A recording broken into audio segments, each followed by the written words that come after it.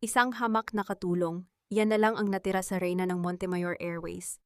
Habang nilalasap ni Victor ang yaman mo, Isabela, ikaw ay nakaluhod sa dumi, tinitiis ang bawat talim ng salita. Akala mo ba ay ililigtas ka ni Rafael? Para sa kanya, isa ka lang basurang nagpanggap na ginto. Handa ka na bang mabuhay sa dilim ng paghihiganti? O tuluyan ka ng lalamunin ng iyong sariling kasinungalingan? Huwag mong intindihin ang babaeng iyan, Victor. Isang hamak na katulong lang siya na walang mapupuntahan. Ginagamit ko lang siya para may mag-asikaso kay nanay habang wala ako sa bahay. Wala siyang anumang halaga sa akin. Ang mga salitang yon ni Rafael ay parang bawat patak ng asidong tumatagos sa manipis na dingding ng kanilang lumang kusina. Sa labas ng pinto, nakatayo si Isabela. Nakilala nila bilang ang tahimik at masunuring si Bella. Hawak niya ang isang tray ng mainit na tinola, ang paboritong ulam ni Rafael na maingat niyang niluto sa gitna ng hapdi ng kanyang mga kamay.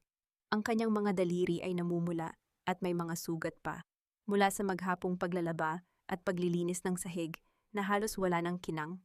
Ngunit tiniis niya ang lahat ng iyon dahil sa isang hangarin. Ang mapalapit sa lalaking sa tingin niya ay biktima rin ng malupit na tadhana. Ngunit ang pasasalamat na kanyang inaasahan ay napalitan ng isang malupit na realidad. Sa loob ng silid, narinig niya ang mahinang tawa ni Victor Salcedo, ang lalaking pumatay sa kanyang ama at nagnakaw ng kanyang korona. Ang taong ngayon ay itinuturing ni Rafael na matalik na kaibigan at tagapagligtas. Mukhang tapat naman ang katulong mo, Rafael, wika ni Victor, na may himig ng pangungutya na tanging si Isabela lang ang nakakaintindi. Baka naman sa huli ay mahulog ang loob mo sa kanya. Maganda siya sa kabila ng dumi ng kanyang suot. Maganda? Bulyaw ni Rafael? At narinig ni Isabela ang kalansing ng basong ibinaba nito ng marahas sa lamesa. Victor, alam mong matagal nang patay ang puso ko simula nang sirain ng mga Montemayor ang buhay namin. Ang babaeng iyan ay isang anino lang na dadaan at mawawala rin. Isang utusan na binabayaran para sa kanyang serbisyo. Walang puwang ang isang katulong sa buhay ng isang lalaking ang tanging layunin ay makuha ang hustisya laban sa mga katulad niyang mapagpanggap. Sa sandaling iyon, ang tray na hawak ni Isabela ay tila naging kasing bigat ng isang bundok. Ang usok mula sa mainit na sabaw ay humahapdi sa kanyang mga mata, ngunit tumanggi ang kanyang mga luha na pumatak. Nanatili siyang estatwa sa dilim ng pasilyo. Ang kanyang katawan ay naramdaman ng biglang panlalamig, mula sa dulo ng kanyang mga paa hanggang sa kanyang nanunuyong lalamunan. Ang bawat tibok ng kanyang puso ay naging isang masakit na paalala ng kanyang kamalian. Nagpanggap siyang katulong upang hanapin ang katotohanan, upang linisin ang pangalan ng kanyang ama, at upang protektahan ang lalaking ito mula sa mga kuko ni Victor. Ngunit sa paningin ni Rafael, siya ay mas mababa pa sa alabok na kanyang nililinis araw-araw. Dahan-dahang ibinaba ni Isabela ang tray sa isang lumang silya sa tabi ng pinto. Ang tunog ng porselana na tumama sa kahoy ay tila isang huling pamamaalam sa kanyang natitirang pag-asa. Tiningnan niya ang kanyang mga palad. Ang mga palad na dati ay humahawak lamang ng mga mamahaling pluma at seda, ngayon ay puno ng kalyo at amoy ng sabon at pawis. Para kanino ang sakripisyong ito? Para sa isang lalaking ang tingin sa kanya ay isang kasangkapan lamang? Ang sakit na nararamdaman niya ay hindi ang uri ng sakit na nagpapasigaw sa isang tao. Ito ay ang tahimik na pagkagunaw ng mundo sa loob ng kanyang dibdib. Ang bawat alaala ng banayad na pagtingin ni Rafael sa kanya nitong mga nakaraang araw ay tila mga lason na ngayon ay kumakalat sa kanyang sistema. Akala niya ay may nabubuo ng ugnayan. Akala niya ay nakikita ni Rafael ang kanyang kaluluwa sa kabila ng kanyang abang kalagayan. Ngunit lahat ng iyon ay guni-guni lamang ng isang babaeng naghahangad ng pagmamahal sa gitna ng digmaan. Humakbang siya pabalik sa dilim, palayo sa liwanag ng silid, kung saan nagtatawanan ang kanyang kaaway at ang lalaking kanyang minamahal. Ang bawat hakbang ay tila pagbaon ng mga tinik sa kanyang puso. Ang katahimikan ng gabi ay binasag lamang ng mahinang pagaspas ng hangin sa labas na tila nakikiramay sa kanyang pag-iisa. Napatigil siya sa tapat ng maliit na salamin sa kusina. Sa malabong refleksyon, hindi na niya nakikilala ang sarili. Wala na ang mapagmataas na si Isabela Montemayor. Ang nakatayo doon ay si Bella, isang babaeng sugatan, pagod at itinakwil. Ngunit sa kabila ng lahat, may isang apoy na muling nagliyab sa kanyang mga mata. Isang apoy na hindi nanggagaling sa pag-ibig, kundi sa isang malamig at matalim na desisyon. Kung ang tingin ni Rafael sa kanya ay isang utusan lamang, kung ang tingin nito sa kanya ay isang aninong walang halaga, kung ganoon ay paninindigan niya ang papel na iyon hanggang sa huli. Ngunit hindi niya hahayaang ang kanyang sakripisyo ay mapunta sa wala. Hanggang kailan mo titiisin ang sugat na ikaw mismo ang gumawa? Bulong niya sa sarili, ang kanyang boses ay parang kalansing ng bakal. Biglang bumukas ang pinto ng silid. Lumabas si Rafael. Ang kanyang mukha ay seryoso at walang bakas ng pagsisisi sa mga salitang binitiwan niya kanina. Nang makita niya si Isabela na nakatayo sa dilim, hindi siya nagpakita ng anumang lambot. Sa halip, itinuro niya ang vang soup sa tray na naiwan sa labas. "Bella, bakit nandyan lang ang pagkain?" "Malamig na yan," utos ni Rafael. Ang kanyang tono ay puno ng awtoridad, na tila ba kinakausap lamang ang isang asong ligaw. "Linisin mo rin ang kusina bago ka matulog. At huwag mong kalimutang painumin ng gamot si nanay. Siguraduhin mong hindi ka magkakamali dahil iyan lang ang dahilan kung bakit ka nandito." Hindi sumagot si Isabela. Nanatili siyang nakayuko, hinahayaang takpan ng kanyang buhok ang gulo ng emosyon sa kanyang mukha. Pinanood niya ang paglayo ni Rafael. Ang bawat yabag ng sapatos nito sa sahig ay tila isang selyo sa kanyang hatol. Nanatili siyang nakatayo doon, mag-isa sa gitna ng naghihingalong liwanag ng lampara, habang ang katanungan ay patuloy na umaalingaw-ngaw sa kanyang isipan. Hanggang kailan siya mananatiling isang anino bago ang katotohanan ay tuluyang lamunin ng dilim? At sa hindi kalayuan, sa anino ng pintuan, isang pares ng mga mata, ang kanina pa pala nakamasid. Si Cynthia. Ang mapanirang ngiti sa mga labi nito ay hudyat na ang paghihirap ni Isabela ay nagsisimula pa lamang. Ang bawat yabag ni Rafael palayo ay tila mga pako na ibinabaon sa sahig ng puso ni Isabela. Nanatili siyang nakatayo sa gitna ng kusina. Ang lamlam ng bumbilya ay nagbibigay ng mahahabang anino sa kanyang paligid. Ang kanyang mga kamay, na nanginginig pa rin mula sa bigat ng tray, ay dahan-dahan niyang itinago sa likod ng kanyang apron. Doon, sa ilalim ng telang puno ng mantsa ng grasa at uling, ay hinigpitan niya ang pagkuyom. Ang bawat kuko ay bumaon sa kanyang palad, isang pisikal na sakit. Napilit niyang ginagamit upang tabunan ang mas malalim na hapdi sa kanyang dibdib. "Kawawang Bella, akala mo siguro ay ikaw na ang prinsesa ng bahay na ito dahil lang pinuri ni Nanay Rosa ang luto mo?" Ang boses na iyon ay parang kaskas ng matalim na kutsilyo sa kalawang na lata. Hindi na kailangang lumingon ni Isabela upang malaman kung sino ang nagsasalita. Si Cynthia, ang pinsan ni Rafael na walang ibang ginawa kundi ang mag-abang ng bawat pagkakamali niya, ay lumabas mula sa dilim ng pasilyo. Ang kanyang mga labi ay nakakurba sa isang mapanuyang ngiti, at ang kanyang mga mata ay nagniningning sa tuwa dahil sa nakitang pagkapahiya ni Isabela. "Narinig mo naman ang sinabi ni Raf, di ba? Isang hamak na katulong, utility tool. Yan lang ang tingin niya sa'yo," patuloy ni Cynthia habang dahan-dahang lumalapit. Ang bawat hakbang ay puno ng pagmamalaki. "Huwag kang umasa na dahil maganda ang mukha mo ay mapapansin ka niya.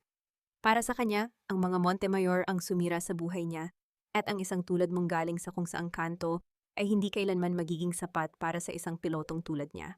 Nanatiling tahimik si Isabela. Alam niyang ito ang nais ni Cynthia, ang makita siyang umiyak, ang marinig siyang sumagot ng pabalang upang magkaroon ito ng dahilan na isumbong siya kay Rafael. Pinilit niyang pakalmahin ang kanyang paghinga. Ang bawat salita ni Cynthia ay tila lason na ibinubuhos sa kanyang mga sugat, ngunit hindi niya ipapakita ang kanyang kahinaan. "Tapos na po ba kayo, Ma'am Cynthia? Kung wala na po kayong kailangan, lilinisin ko na ang kusina." Mahinahong sagot ni Isabela, bagamat ang kanyang boses ay tila galing sa ilalim ng lupa dahil sa kaba at galit. "Aba, at sumasagot ka pa!" Ang ngiti ni Cynthia ay biglang napalitan ng puot. Kinuha nito ang basong may laman pang tubig sa lamesa at sadyang itunapon ang laman nito sa sahig, malapit sa paanan ni Isabela. "Linisin mo yan at siguraduhin mong wala kahit isang bakas ng dumi." Ayaw ni Rafael ng makalat lalo na't nandito si Victor. Habang nakayuko si Isabela at pilit na pinupunasan ang basa sa sahig, hindi niya napansin ang mabilis na paggalaw ni Cynthia patungo sa isang maliit na garapon sa itaas ng cabinet. Ang garapong pinagtataguan ni Rafael ng perang pambili ng gamot ni Lola Rosa. Isang mabilis na galaw ng kamay at ang telang nakabalot sa mga barya at papel na pera ay nawala sa loob ng bulsa ni Cynthia. "Magnanakaw." Ang biglang sigaw ni Cynthia ay yumanig sa buong kabahayan. Ang katahimikan ng gabi ay biglang nabasag at ang tunog ng mabilis na pagtakbo ng mga paa ni na Rafael at Victor mula sa sala ay agad na narinig. Anong nangyayari dito? Hingal na tanong ni Rafael pagpasok sa kusina. Ang kanyang mga mata ay mabilis na lumipat mula kay Cynthia patungo kay Isabela na kasalukuyan pang nakaluhod sa sahig, hawak ang basang-basahan. Raf, ang pera ni nanay, ang pera para sa gamot niya sa puso. Tila hysterikal na sigaw ni Cynthia habang itinuturo ang bukas at walang lamang garapon. Nakita ko si Bella, akala niya ay hindi ko siya mapapansin dahil abala ako, pero nakita ko siyang may kinukuha sa garapon. Tila huminto ang mundo ni Isabela. Dahan-dahan siyang tumayo, ang kanyang puso ay kumakaba nang napakabilis na tila lalabas na ito sa kanyang dibdib. Hindi totoo yan, wala akong kinukuha. Tumingin si Rafael kay Isabela. Ang kanyang mga mata, na dati ay may bahid ng pagtitiwala, ay biglang napuno ng madilim na ulap ng hinala at galit. Bella, ibigay mo ang pera. Alam mong kailangan yan ni nanay para sa maintenance niya bukas. Kuya Rafael, maniwala kayo sa akin, hindi ko magagawa yan, pakiusap ni Isabela. Ang kanyang boses ay nanginginig, hindi dahil sa takot, kundi dahil sa labis na sakit na marinig ang pagdududa sa boses ng lalaking pinoprotektahan niya. Kahit kailan ay hindi ako nagnakaw sa inyo. Sinungaling, lumapit si Cynthia at marahas na hinablot ang braso ni Isabela. Saan mo itinago? Sa loob ba ng bulsa mo? O baka naman sa loob ng brief mo? Bago pa man makasagot si Isabela, isang malakas na tunog ng pagbagsak ng mga kagamitan sa kusina ang narinig dahil sa kaguluhan. Itinulak ni Cynthia si Isabela patungo sa lamesa, at sa gitna ng tensyon, itinaas ni Cynthia ang kanyang kamay upang saktan si Isabela. Yan ang nararapat sa mga taong tulad mong walang utang na loob. Pinatira ka na rito, pinapakain, tapos pag nanakawan mo pa ang matandang may sakit. Sigaw ni Cynthia habang ang kanyang palad ay mabilis na bumababa patungo sa mukha ni Isabela. Napapikit si Isabela, inihahanda ang sarili sa darating na hagupit. Ngunit ang inaasahang sakit ay hindi dumating. Sa halip ang narinig niya ay ang malakas na paghinga ng isang tao at ang tunog ng pagkakahawak sa isang braso. Nang imulat ni Isabela ang kanyang mga mata, nakita niya ang isang matipunong braso na nakahawak sa pulsuhan ni Cynthia. Pinipigilan ang tangkang pananakit nito. Hindi si Rafael ang pumigil. Hindi rin si Victor.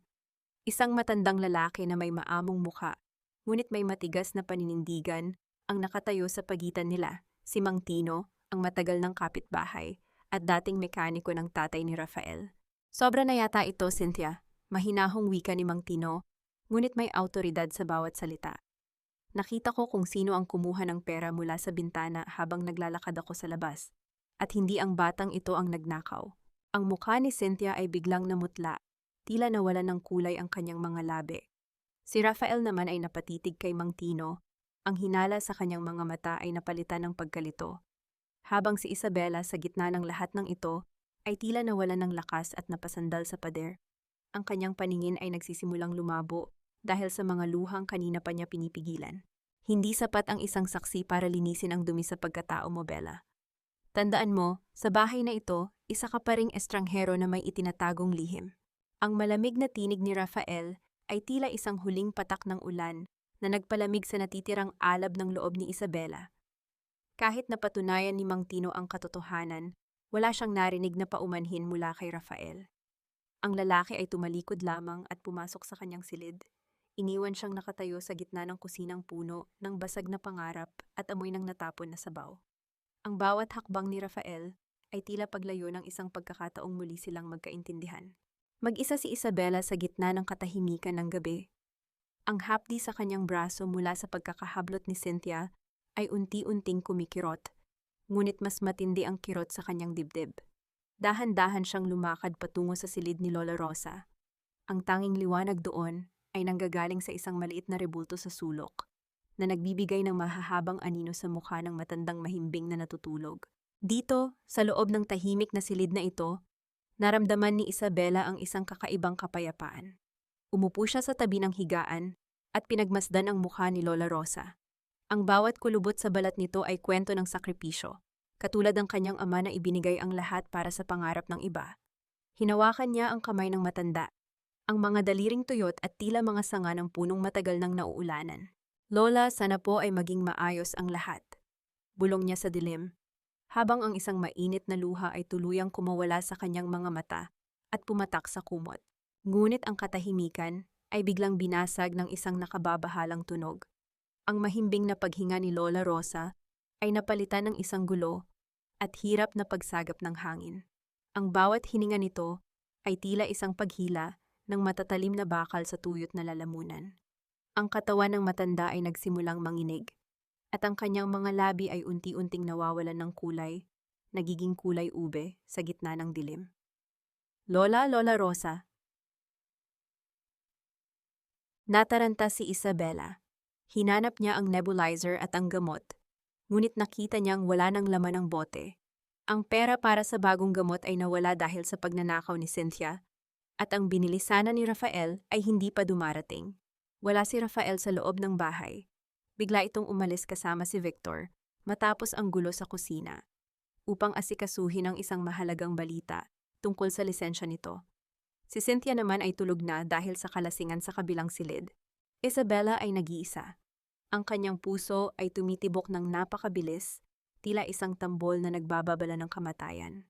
Naalala niya ang mga pagsasanay sa kanya noon sa Montemayor Academy, ang mga emergency first aid na itinuro para sa mga tagapagmana. Hindi siya pwedeng maging isang mahinang katulong lamang sa sandaling ito. Kailangan niyang maging ang Isabela na kayang humarap sa anumang unos.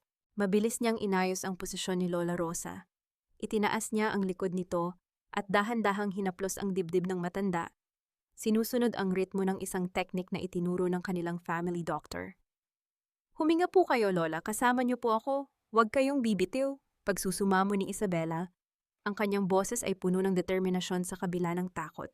Ginamit niya ang kanyang mga daliri upang pindutin ang ilang pressure points sa palad at braso ni Lola Rosa upang mabawasan ang paninikip ng dibdib nito. Ang pawis ni Isabela ay tumutulo na sa kanyang noo, humahalo sa mga luhang hindi na niya napigilan. Sa bawat sandali na lumilipas, tila ang hiram na buhay ng matanda ay unti-unting dumudulas sa kanyang mga kamay. Sa gitna ng krisis, naramdaman ni Isabela ang isang mahinang piga sa kanyang kamay. Idinilat ni Lola Rosa ang kanyang mga mata. Mga matang puno ng pagod, ngunit may bahid ng pasasalamat. Ang paghinga nito ay unti-unting naging regular. Ang bawat pagsipsip ng hangin ay hindi na kasing hirap ng kanina. Ang kulay sa mga labi nito ay dahan-dahang bumabalik. Niyakap ni Isabela ang matanda. Ang kanyang mukha ay isinubsob sa balikat nito. Ang bawat hikbi niya ay pagpapakawala ng lahat ng tensyon at sakit na naipon sa loob ng maghapong pagtitiis. Sa sandaling iyon, hindi siya ang bilyonaryang si Isabela at hindi rin siya ang katulong na si Bella. Isa lang siyang anak na naghahanap ng yakap ng isang ina. Salamat! Salamat po, Panginoon! Bulong niya sa gitna ng pag-iyak. Hindi napansin ni Isabela na ang pinto ng silid ay dahan-dahang bumukas. Nakatayo doon si Rafael. Ang kanyang mukha ay basa pa ng ulan mula sa labas. Bitbit niya ang supot ng gamot na hiningi niya kay Victor sa gitna ng gabi. Napatigil siya sa pintuan nang makita ang eksena sa loob. Ang kanyang matigas at mapait na puso ay tila nakaramdam ng isang bitak. Nang makita niya si Bella na mahigpit na nakayakap sa kanyang ina, habang ang buong katawan nito ay nanginginig sa paghikbi. Nakita ni Rafael ang ayos ng kanyang ina, ang posisyon ng mga kamay ni Bella at ang mga kagamitang maingat na inihanda sa tabi ng higaan. Napagtanto niya na sa loob ng ilang minuto na wala siya, ang katulong na kinalaban at hinalughog niya ng hinala ang siyang nagligtas sa tanging yaman na natitira sa kanya. Bella. Ang pagtawag ni Rafael sa kanyang pangalan ay hindi na kasing talim ng dati.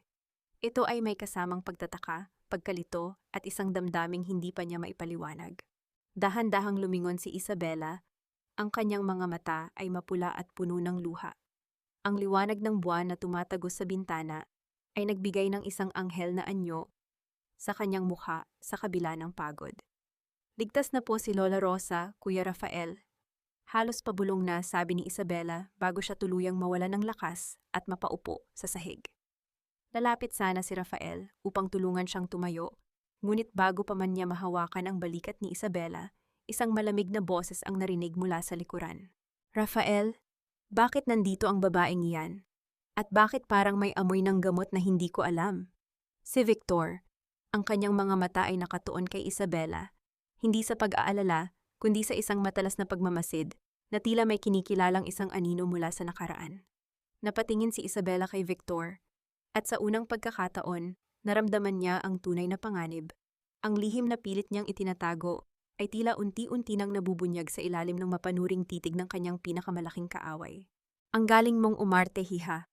Saan ka ba nag-aral ng pag-arte bilang isang api-apihang katulong? Parang pamilyar kasi sa akin ang ganyang klaseng panlilinlang. Ang payang mga salitang iyon ni Victor ay tila isang malamig na haplos ng kamatayan sa batok ni Isabela. Nanatili siyang nakaupo sa sahig. Ang kanyang mga kamay ay nakakapit pa rin sa laylayan ng kumot ni Lola Rosa. Sa kabila ng pagod at pangangatog ng tuhod, pinilit niyang iangat ang kanyang paningin. Nakita niya ang mapanuring mga mata ni Victor, mga matang tila nagagalugad sa bawat hibla ng kanyang pagkatao, naghahanap ng anumang bitak sa kanyang maskara. Ang bango ng mamahaling pabango ni Victor ay humahalo sa amoy ng gamot at pawis sa loob ng silid. Isang mairap na paalala ng mundong tinalikuran ni Isabela. Sa harap ng lalaking ito, siya ay parang isang ibon na nakulong sa ilalim ng matalas na titig ng isang lawin. Ano ang ibig mong sabihin, Victor? Singit ni Rafael. Ang kanyang boses ay puno ng pagkalito habang palipat-lipat ang tingin sa dalawa. Niligtas ni Bella ang nanay ko. Kung wala siya, baka kung ano na ang nangyari. Tumawa si Victor, isang maikli at walang emosyong tunog na hindi umabot sa kanyang mga mata. Masyado kang madaling magtiwala, Rafael. Nakalimutan mo na ba kung paano tayo niloko ng mga Montemayor? Ang mga taong mukhang mababait sa labas ang kadalasang may pinakamadilim na itinatago. Dahan-dahan siyang lumapit kay Isabela. Ang bawat yabag ng kanyang sapatos sa sahig ay parang tunog ng martilyo na nagpapatibay sa kaba sa dibdib ng dalaga. Saan ka nga ba galing, Bella? Parang may nakita na akong kamukha mo sa mga social events sa Makati. Sa mga dyaryo, marahil. Naramdaman ni Isabela ang unti-unting panunuyo ng kanyang lalamunan. Ang bawat tibok ng kanyang puso ay tila isang tambol na sumisigaw ng kanyang tunay na pangalan. Ngunit hindi siya pwedeng sumuko ngayon, hindi sa harap ng mamamatay taong ito. Isang simpleng tao lang po ako mula sa probinsya, sir, pilit na sagot ni Isabela. Ang kanyang boses ay ginawa niyang paos at tila walang malay. Baka po nagkakamali lang kayo ng nakita. Marami po ang may ganitong mukha sa mga katulad naming mahihirap. Huminga ng malalim si Rafael at humarang sa gitna nila. Tama na yan, Victor, pagod ang lahat. Bella, sige na, magpahinga ka na sa silid mo. Ako na ang magbabantay kay nanay. Isang mabilis na sulyap ang ipinukol ni Isabela kay Rafael. Sa unang pagkakataon, nakakita siya ng bahid ng protection sa mga mata nito. Ngunit alam niyang pansamantala lamang ito. Tumayo siya, ang kanyang bapchan ay nanginginig pa rin at tahimik na lumabas ng silid. Hindi siya tumuloy sa kanyang munting tulugan. Sa halip, nang masiguro niyang abala sina Rafael at Victor sa pag-uusap sa sala, dahan-dahan siyang bumalik sa silid ni Lola Rosa gamit ang pinto sa likod. May isang bagay siyang kailangang kumpirmahin. Noong sinusubukan niyang isalba ang matanda, may nakita siyang isang lumang kahon na bahagyang nakalabas sa ilalim ng kama. Isang kahon na may tatak ng Montemayor Airways. Sa ilalim ng malabong liwanag ng buwan, nanginginig ang mga daliri ni Isabela habang binubuksan ang kahon. Ang bawat kalansing ng kandado ay tila isang sigaw sa katahimikan ng gabi. Sa loob nito ay mga lumang larawan, mga dokumento ng flight records, at isang sulat na may selyo ng kanyang ama. Para kay Captain Alonso, basa niya sa kanyang isipan. Ang nilalaman ng sulat ay nagpabagal sa daloy ng kanyang dugo. Hindi ang tatay ni Rafael ang nagkamali. May mga ulat tungkol sa depektibong makina na ipinadala ni Victor sa kanyang ama, ngunit ang mga ulat na iyon ay hinarang at itinago. Ang tatay ni Rafael ay hindi biktima ng sariling kapabayaan, kundi biktima ng isang planadong sabotahe ni Victor upang makuha ang tiwala ng board at mapatalsik ang pamilya Montemayor. Ang katotohanan ay tila isang mabigat na bato na dumagan sa kanyang balikat. Ang pamilya Alonso at ang pamilya Montemayor ay kapwa-biktima ng iisang demonyo na kasalukuyang nasa kabilang silid, humahalakhak at nagpapanggap na kaibigan. Biglang tumigil ang lahat ng ingay sa sala. Ang tunog ng mga yabag ay papalapit sa silid ni Lola Rosa. Mabilis na isinara ni Isabela ang kahon at itinulak ito pabalik sa ilalim ng kama. Sa sobrang pagmamadali, hindi niya napansin na ang kanyang panyo, isang panyong may borda ng kanyang tunay na inisyal na IM, ay nalaglag sa sahig. Mabilis siyang sumandal sa pader, pilit na pinapakalma ang kanyang paghinga nang bumukas ang pinto. Si Rafael ang pumasok, ang mukha ay puno ng pagod. "Bakit nandito ka pa, Bella?" Tanong niya, ang boses ay mababa at tila may halong pag-aalala na pilit itinatago. "Tinitingnan ko lang po kung maayos na ang kumot ni Lola." Pagsisinungaling niya, ang kanyang mga mata ay nakako sa sahig.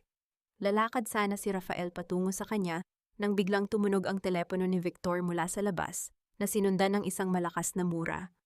"Rafael, kailangan nating umalis ngayon din. May problema sa hangar, ngayon din," sigaw ni Victor. Nilingon ni Rafael si Isabela. May gusto sana siyang sabihin, isang pasasalamat marahil o isang paumanhin, ngunit ang tungkulin ay tumatawag. "Bantayan mo si nanay, babalik ako." Nang makaalis ang dalawa, naiwan si Isabela sa gitna ng silid. Ang katahimikan ay tila isang buhay na nilalang na bumabalot sa kanya. Ngunit ang kanyang katahimikan ay nabasag nang makita niya ang isang bagay sa ilalim ng sapatos ni Rafael kanina bago ito lumabas. Isang piraso ng papel na nanggaling sa bulsa ni Victor nang mabilis itong kumilos. Dinampot niya ang papel. Hindi ito isang ordinaryong memo. Ito ay isang listahan ng mga asset ng Montemayor Airways na nakatakdang ibenta sa isang dayuhang kumpanya, isang transaction na illegal at lihim. At sa dulo ng listahan, may isang pangalang nakasulat na nagpatigil sa mundo ni Isabela. Isabela Montemayor, terminate upon discovery.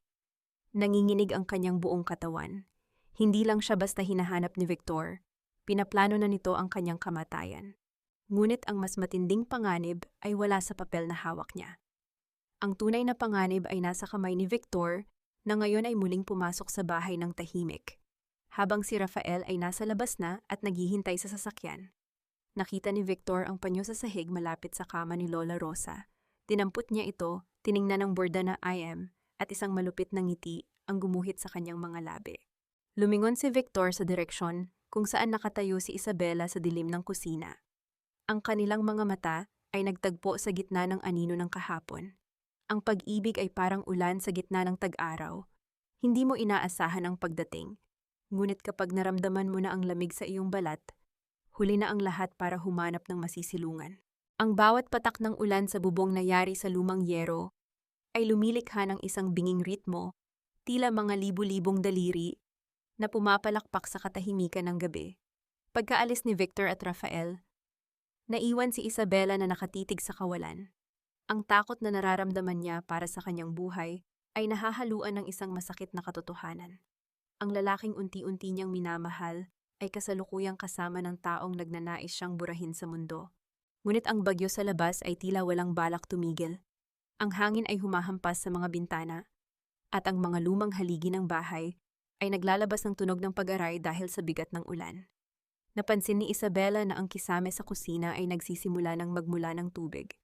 Ang bawat butil ay bumabagsak sa semento, lumilikha ng isang lumalaking vung tubig na malapit nang umabot sa silid ni Lola Rosa. Dali-dali siyang kumuha ng mga timba at basahan. Habang pilit niyang inaabot ang mataas na bahagi ng kisame upang takpan ang butas ng isang pirasong plastik, narinig niya ang pagbukas ng pinto sa harap. Basang-basa si Rafael na pumasok. Ang kanyang suot na jacket ay tila naging kasing bigat ng bakal dahil sa tubig.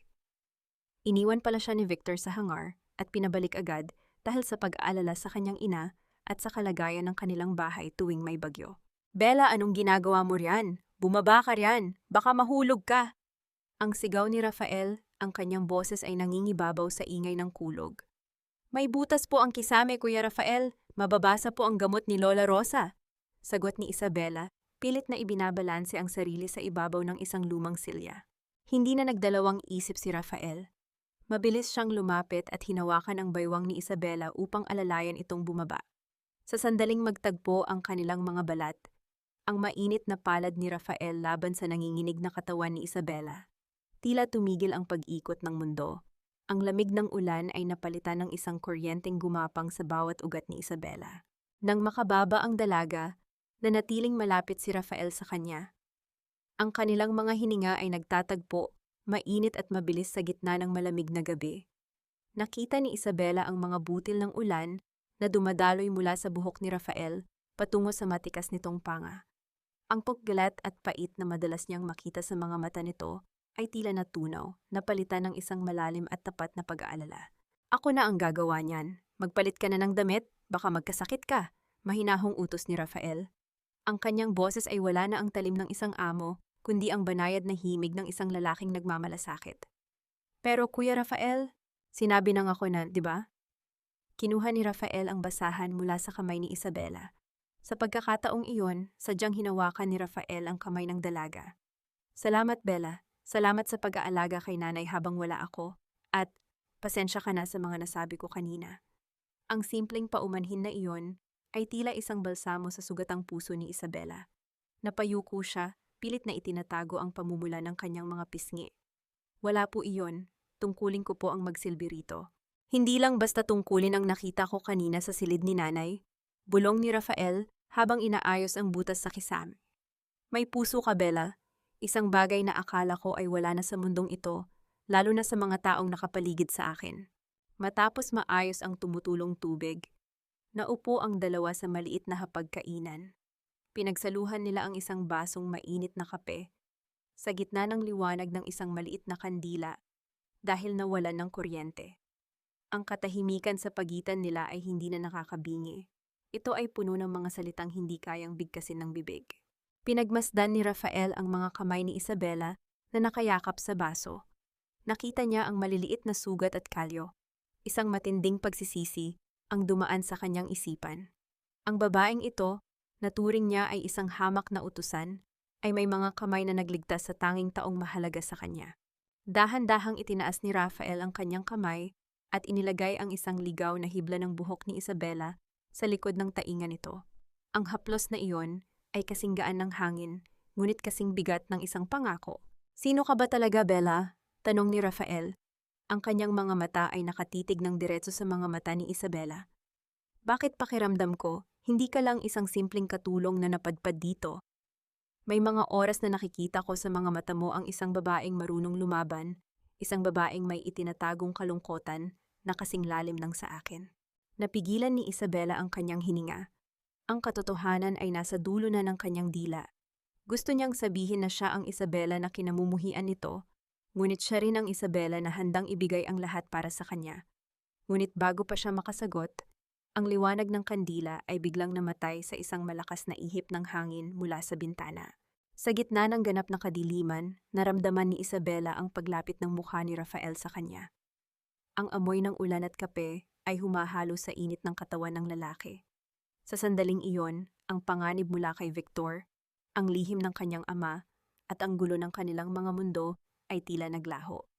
Mayroon lamang isang lalaki at isang babae na naghahanap ng kanlungan sa isa't isa. Rafael, ang tanging nabigkas ni Isabela, bago niya naramdaman ang marahang pagdampi ng mga labi ni Rafael sa kanyang noo. Isang halik na puno ng paggalang, pangungulila at isang nagsisimulang pag-ibig. Ngunit ang kanilang sandali ng kapayapaan ay biglang nabulabog. Ang tunog ng isang sasakyang huminto sa tapat ng kanilang bahay sa gitna ng baha ay narinig. Ang ilaw ng headlight nito ay tumama sa bintana, nagbibigay ng isang nakakatakot na anino sa pader. Si Victor. Bumalik ang lahat ng takot ni Isabela. Naalala niya ang panyong naiwan niya sa silid ni Lola Rosa. Ang halik sa kanyang noo ay tila naging isang malamig na babala. Bakit siya bumalik? Bulong ni Rafael, ang kanyang tono ay muling naging seryoso at puno ng hinala. Hindi alam ni Isabela kung ano ang mas nakakatakot. Ang posibilidad na malaman ni Rafael ang kanyang lihim o ang katotohanang si Victor ay narito na upang tapusin ang sinimulan nito. Ang bawat ngiti ng kaaway ay isang patibong na may pain na katotohanan. Sa ilalim ng malamlam na liwanag ng sala, ang presensya ni Victor ay tila isang madilim na ulap na lumalamon sa natitirang init ng sandali ni Rafael at Isabela.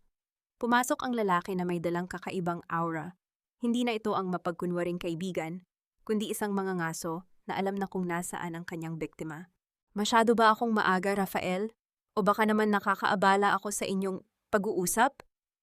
Ang boses ni Victor ay puno ng malisya. Ang kanyang mga mata ay pabalik-balik sa gulo ng buhok ni Isabela at sa bakas ng pag-aalala sa mukha ni Rafael. Mabilis na tumayo si Isabela, inayos ang kanyang lumang apron at umiwas ng tingin. Ang init ng halik ni Rafael sa kanyang noo ay tila naging yelo sa isang saglit. Naramdaman niya ang matalas na titig ni Victor na tila hinihiwa ang kanyang balat. Bakit ka bumalik, Victor? Akala ko ba ay diretso ka na sa syudad dahil sa gulo sa hangar? Tanong ni Rafael, pilit na ibinabalik ang kanyang seryosong tono, bagamat bakas pa rin sa kanyang boses ang pagkabigla. Nakalimutan ko lang ang isang napakahalagang bagay. Wika ni Victor habang dahan-dahang kinakapa ang kanyang bulsa. Nilapitan niya ang hapagkainan at tiningnan ang 2 baso ng kape. Nakakamangha ang katapatan ng katulong mo, Rafael. Sa gitna ng bagyo nakukuha ka pa niyang pagsilbihan ng ganito, o baka naman higit pa sa pagsisilbi ang ginagawa niya? Victor, huwag ngayon, pagod ang lahat. Pigil ni Rafael, ang kanyang mga kamao ay nakakuyom na sa ilalim ng lamesa. Ngunit hindi nagpaawat si Victor. Inilabas niya mula sa kanyang bulsa ang panyong may bordang IM. Dahan-dahan niya itong inilatag sa ibabaw ng lamesa sa gitna ng 2 baso ng kape. Ang puting tela ay tila isang sumisigaw na ebidensya sa gitna ng madilim na silid. Nalaglag ito ng iyong katulong sa silid ng iyong ina, Rafael. Isang mamahaling panyo na gawa sa seda. May borda pang inisyal, IM, hindi ba nakakapagtaka?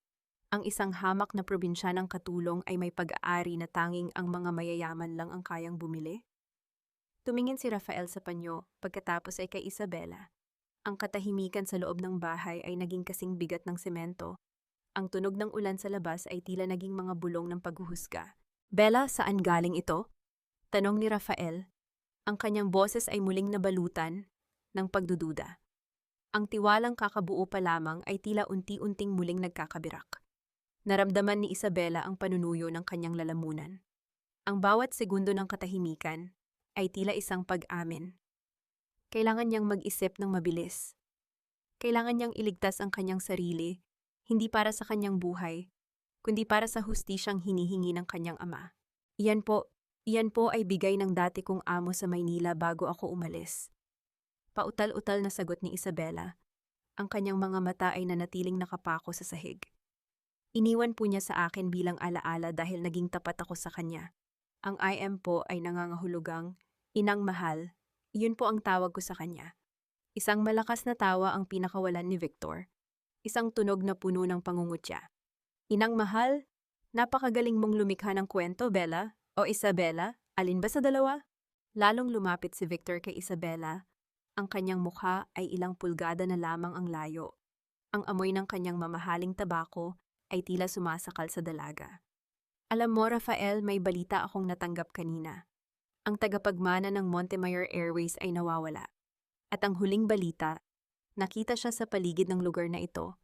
Hindi ba't isang malaking pagkakataon na ang iyong katulong ay may panyong pangmayaman at may mukhang hindi pangkaraniwan? Tumayo si Rafael at humarang sa gitna ng dalawa. Tama na, Victor. Hindi mo pwedeng pagbintangan ang kung sino lang dahil lang sa isang panyo. Bella, bumalik ka na sa silid mo. Ngayon din. Hindi na naghintay ng ikalawang utos si Isabela. Halos tumakbo siya patungo sa kanyang munting silid. Ang kanyang puso ay tila isang ibon na nagpupumiglas sa loob ng kanyang dibdib. Isinara niya ang pinto at sumandal dito. Ang kanyang buong katawan ay nanginginig. Ngunit sa labas, narinig niya ang mas matinding usapan. Rafael, bulag ka ba? O sadyang nagbubulag-bulagan dahil nahuhulog na ang loob mo sa kanya? Asik ni Victor. Ang babaeng iyan ang susi natin para makuha ang lahat ng ninakaw ng mga Montemayor sa pamilya mo. Kung siya nga si Isabela, siya ang dapat nating gamitin, hindi mahalin. Umalis ka na, Victor. Ang tanging sagot ni Rafael.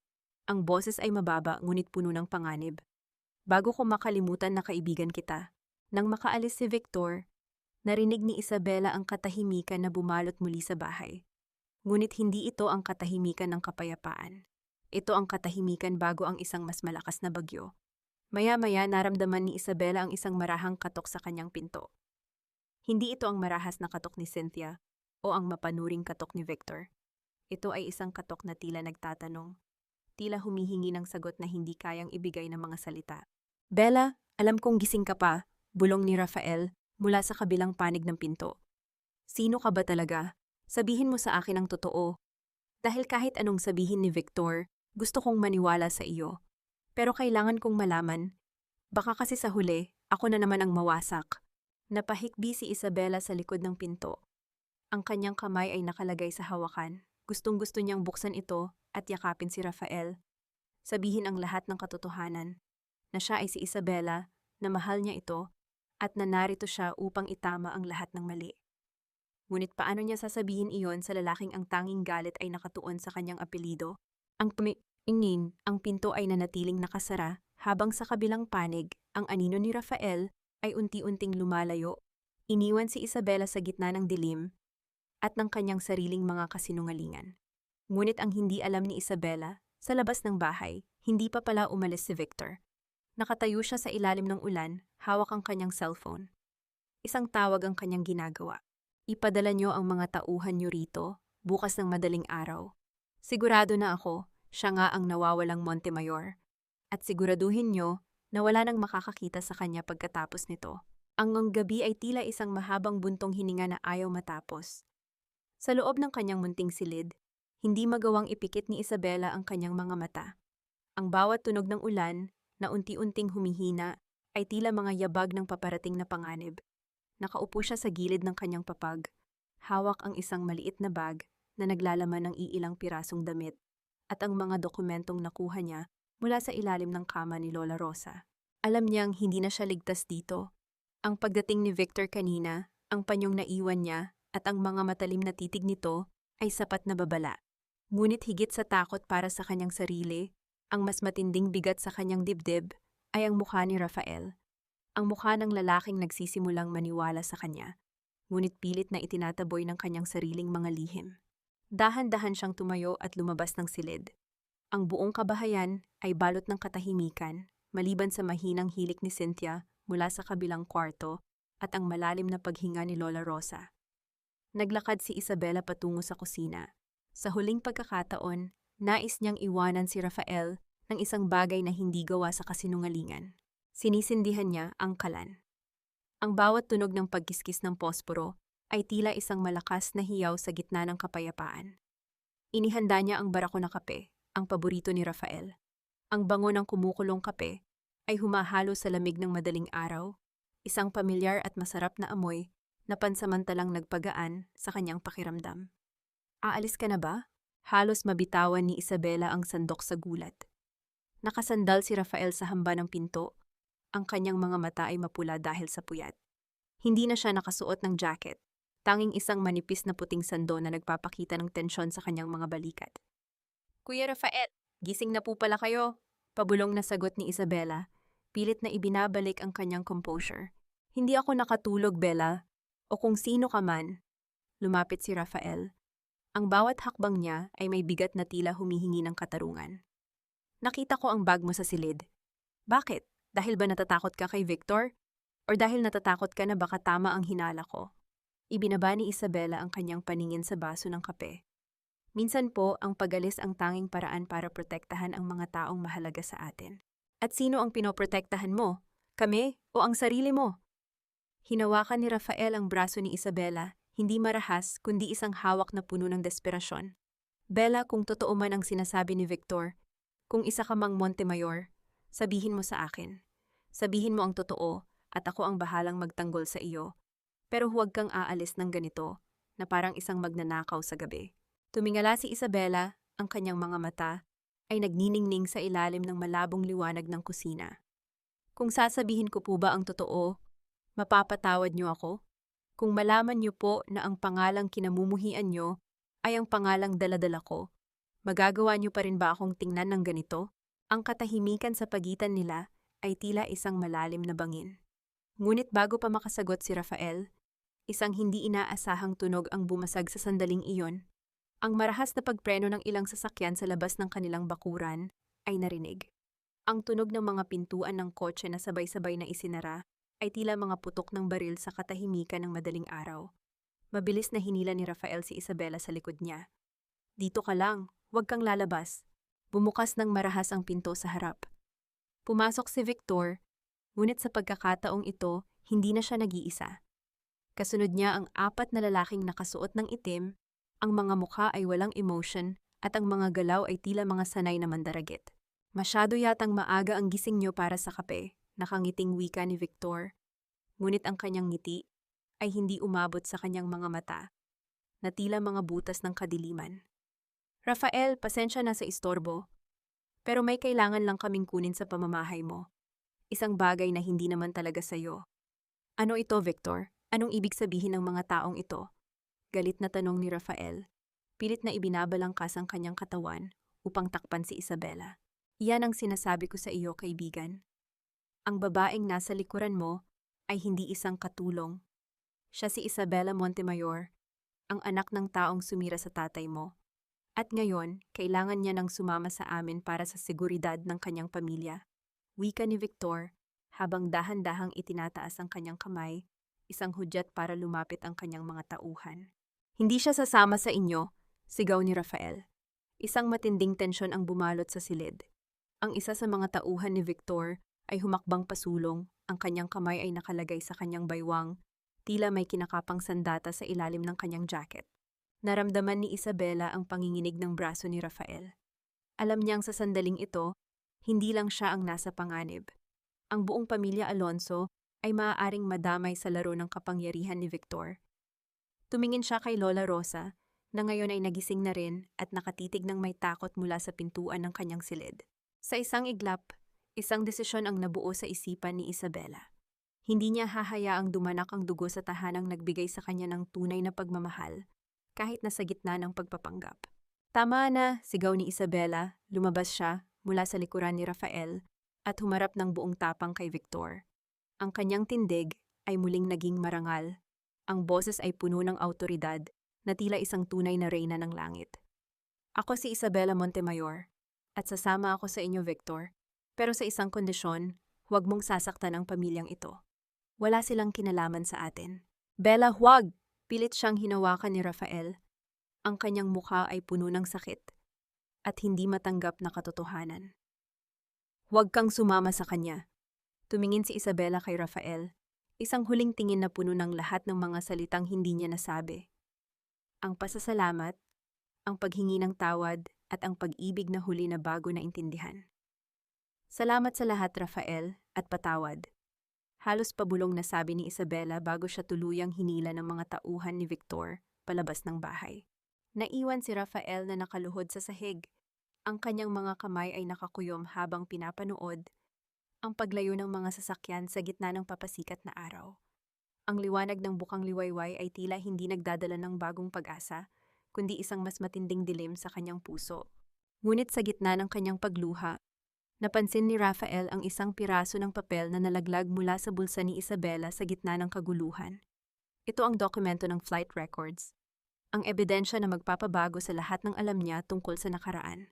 Ang katahimikan na naiwan sa loob ng munting tahanan ni mga Alonso ay tila isang sumasakal na kamay. Ang alikabok na sumasayaw sa ilalim ng unang sinag ng araw ay ang tanging saksi sa marahas na pagdukot kay Isabela. Nakaluhod pa rin si Rafael sa sahig.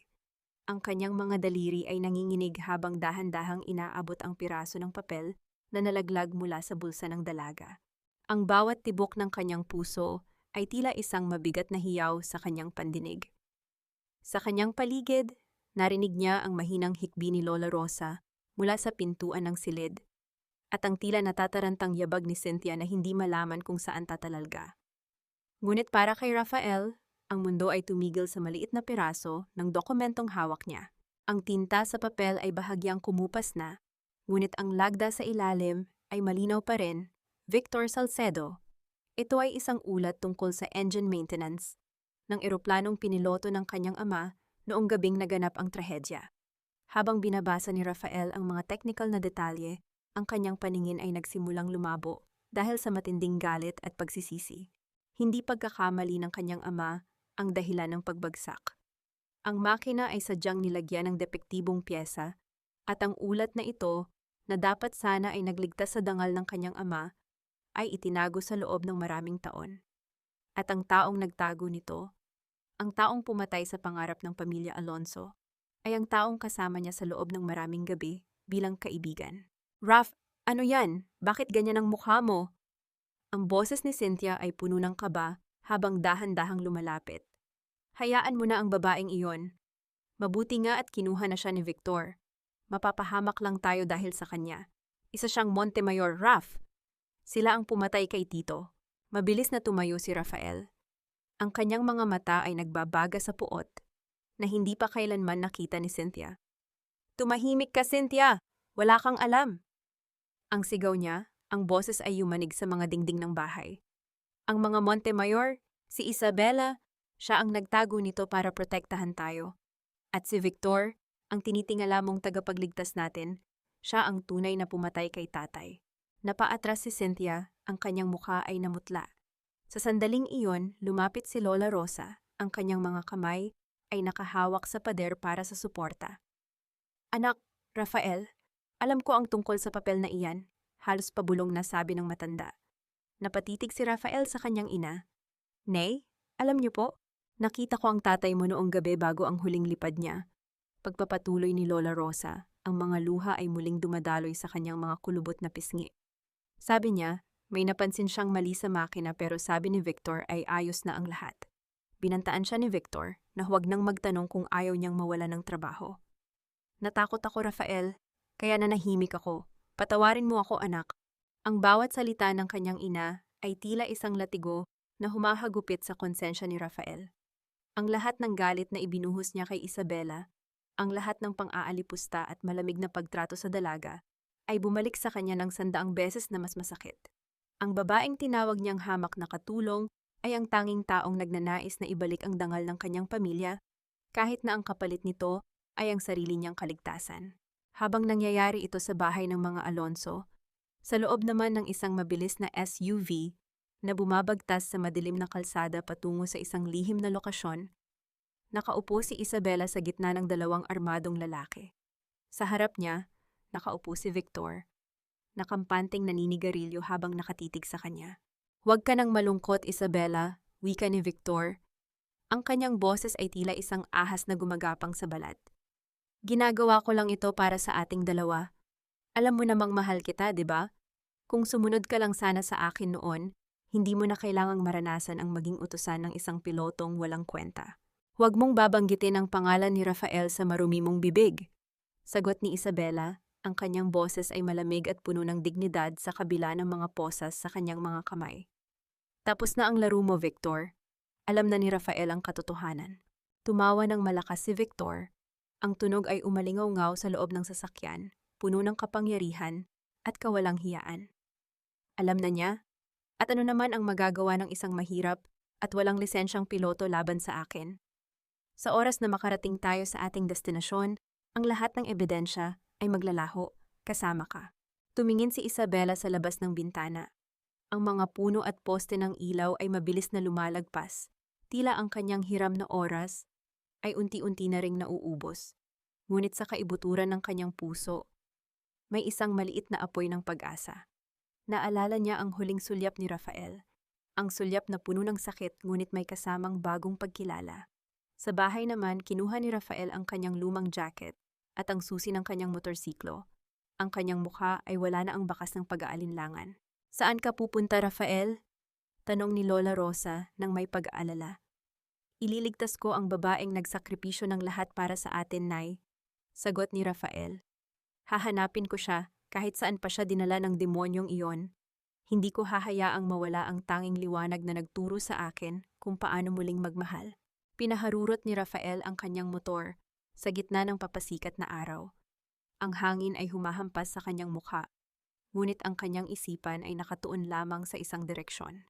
Alam niya kung saan dadalhin ni Victor si Isabela, sa lumang hangar sa labas ng syudad, ang lugar kung saan nagsimula ang lahat ng kanilang paghihirap. Ngunit ang hindi alam ni Rafael, hindi lang pagpatay ang balak ni Victor. May mas malalim na plano ang kontrabida na magbibigay ng isang twist na hindi inaasahan ng sinuman. Isang pirasong papel lang ang halaga ng buhay mo ngayon, Isabela. Akala mo ba ay bayani ka? Sa huli, isa ka lang sakripisyo para sa corona na kailanman ay hindi na magiging sa iyo. Ang boses ni Victor ay tila isang malamig na hanging umiihip sa loob ng sasakyan, puno ng lason at panunuya. Nakatitig siya kay Isabela habang ang usok mula sa kanyang sigarilyo ay dahan-dahang bumabalot sa kanila. Tila isang anino ng kamatayan na unti-unting lumalamon sa pag-asa ng dalaga. Sa labas, ang dilim ng madaling araw ay nagsisimula ng mapalitan ng maputlang liwanag. Ngunit sa loob ng puso ni Isabela, ang kadiliman ay tila lalong lumalalim. Naramdaman niya ang malamig na bakal ng pospas sa kanyang mga pulsuhan.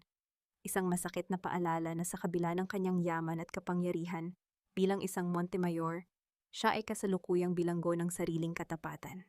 Ang kanyang katawan ay nanginginig, hindi dahil sa lamig ng aircon ng sasakyan, kundi dahil sa pagod at gutom na kanyang tiniis bilang si Bella. Ngunit mas matindi ang pangangalit ng kanyang kalooban. Naalala niya ang mukha ni Rafael, ang huling sulyap nito na puno ng pagkalito. Masakit isipin na sa huling sandali, ang tanging alaala ni Rafael sa kanya ay ang pagiging isang mapagpanggap na kaaway. Bakit mo ito ginagawa, Victor? Halos pabulong na tanong ni Isabela. Ang kanyang boses ay paos ngunit puno ng dignidad. Itinuring ka ni Papa na kapatid. Ibinigay niya sa iyo ang lahat ng tiwala niya. Iyon ang pagkakamali niya. Ang biglang bulyaw ni Victor, ang kanyang mukha ay namula sa galit na matagal nang ikinubli. Ibinigay niya ang lahat. Binigyan niya ako ng mga tira-tira. Habang siya ay lumilipad sa kaitaasan, ako ang tagalinis ng kanyang mga dumi sa ibaba. Gusto kong maranasan ang pakiramdam ng pagiging hari, Isabela. At ikaw ang huling hadlang. Huminto ang SUV sa harap ng isang dambuhalang istruktura na gawa sa kalawangin na yero. Ang lumang hangar ng pamilya Alonso, ang tunog ng pagpreno ng sasakyan sa tuyong lupa, ay tila isang babala ng paparating na wakas. Dito nagsimula ang lahat ng trahedya at dito rin tila nakatakdang matapos ang lahat. Habang hinihila si Isabela palabas ng sasakyan, naramdaman niya ang hapdi ng semento sa kanyang mga paa. Wala siyang suot na sapatos. Tanging ang mga sugat at dumi mula sa pagiging katulong ang kanyang dala. Ngunit sa gitna ng kanyang paghihirap, isang imahe ang biglang pumasok sa kanyang isipan. Ang imahe ni Rafael na kumakain ng tinola na niluto niya. Isang simpleng alaala na nagbigay sa kanya ng kakaibang lakas. Kung papatayin mo ako, gawin mo na ngayon, wika ni Isabela. Ang kanyang tindig ay muling naging matuwid sa harap ng hangar. Dahil hinding-hindi ko pipirmahan ang anumang dokumento na magbibigay sa iyo ng kapangyarihan sa kumpanya.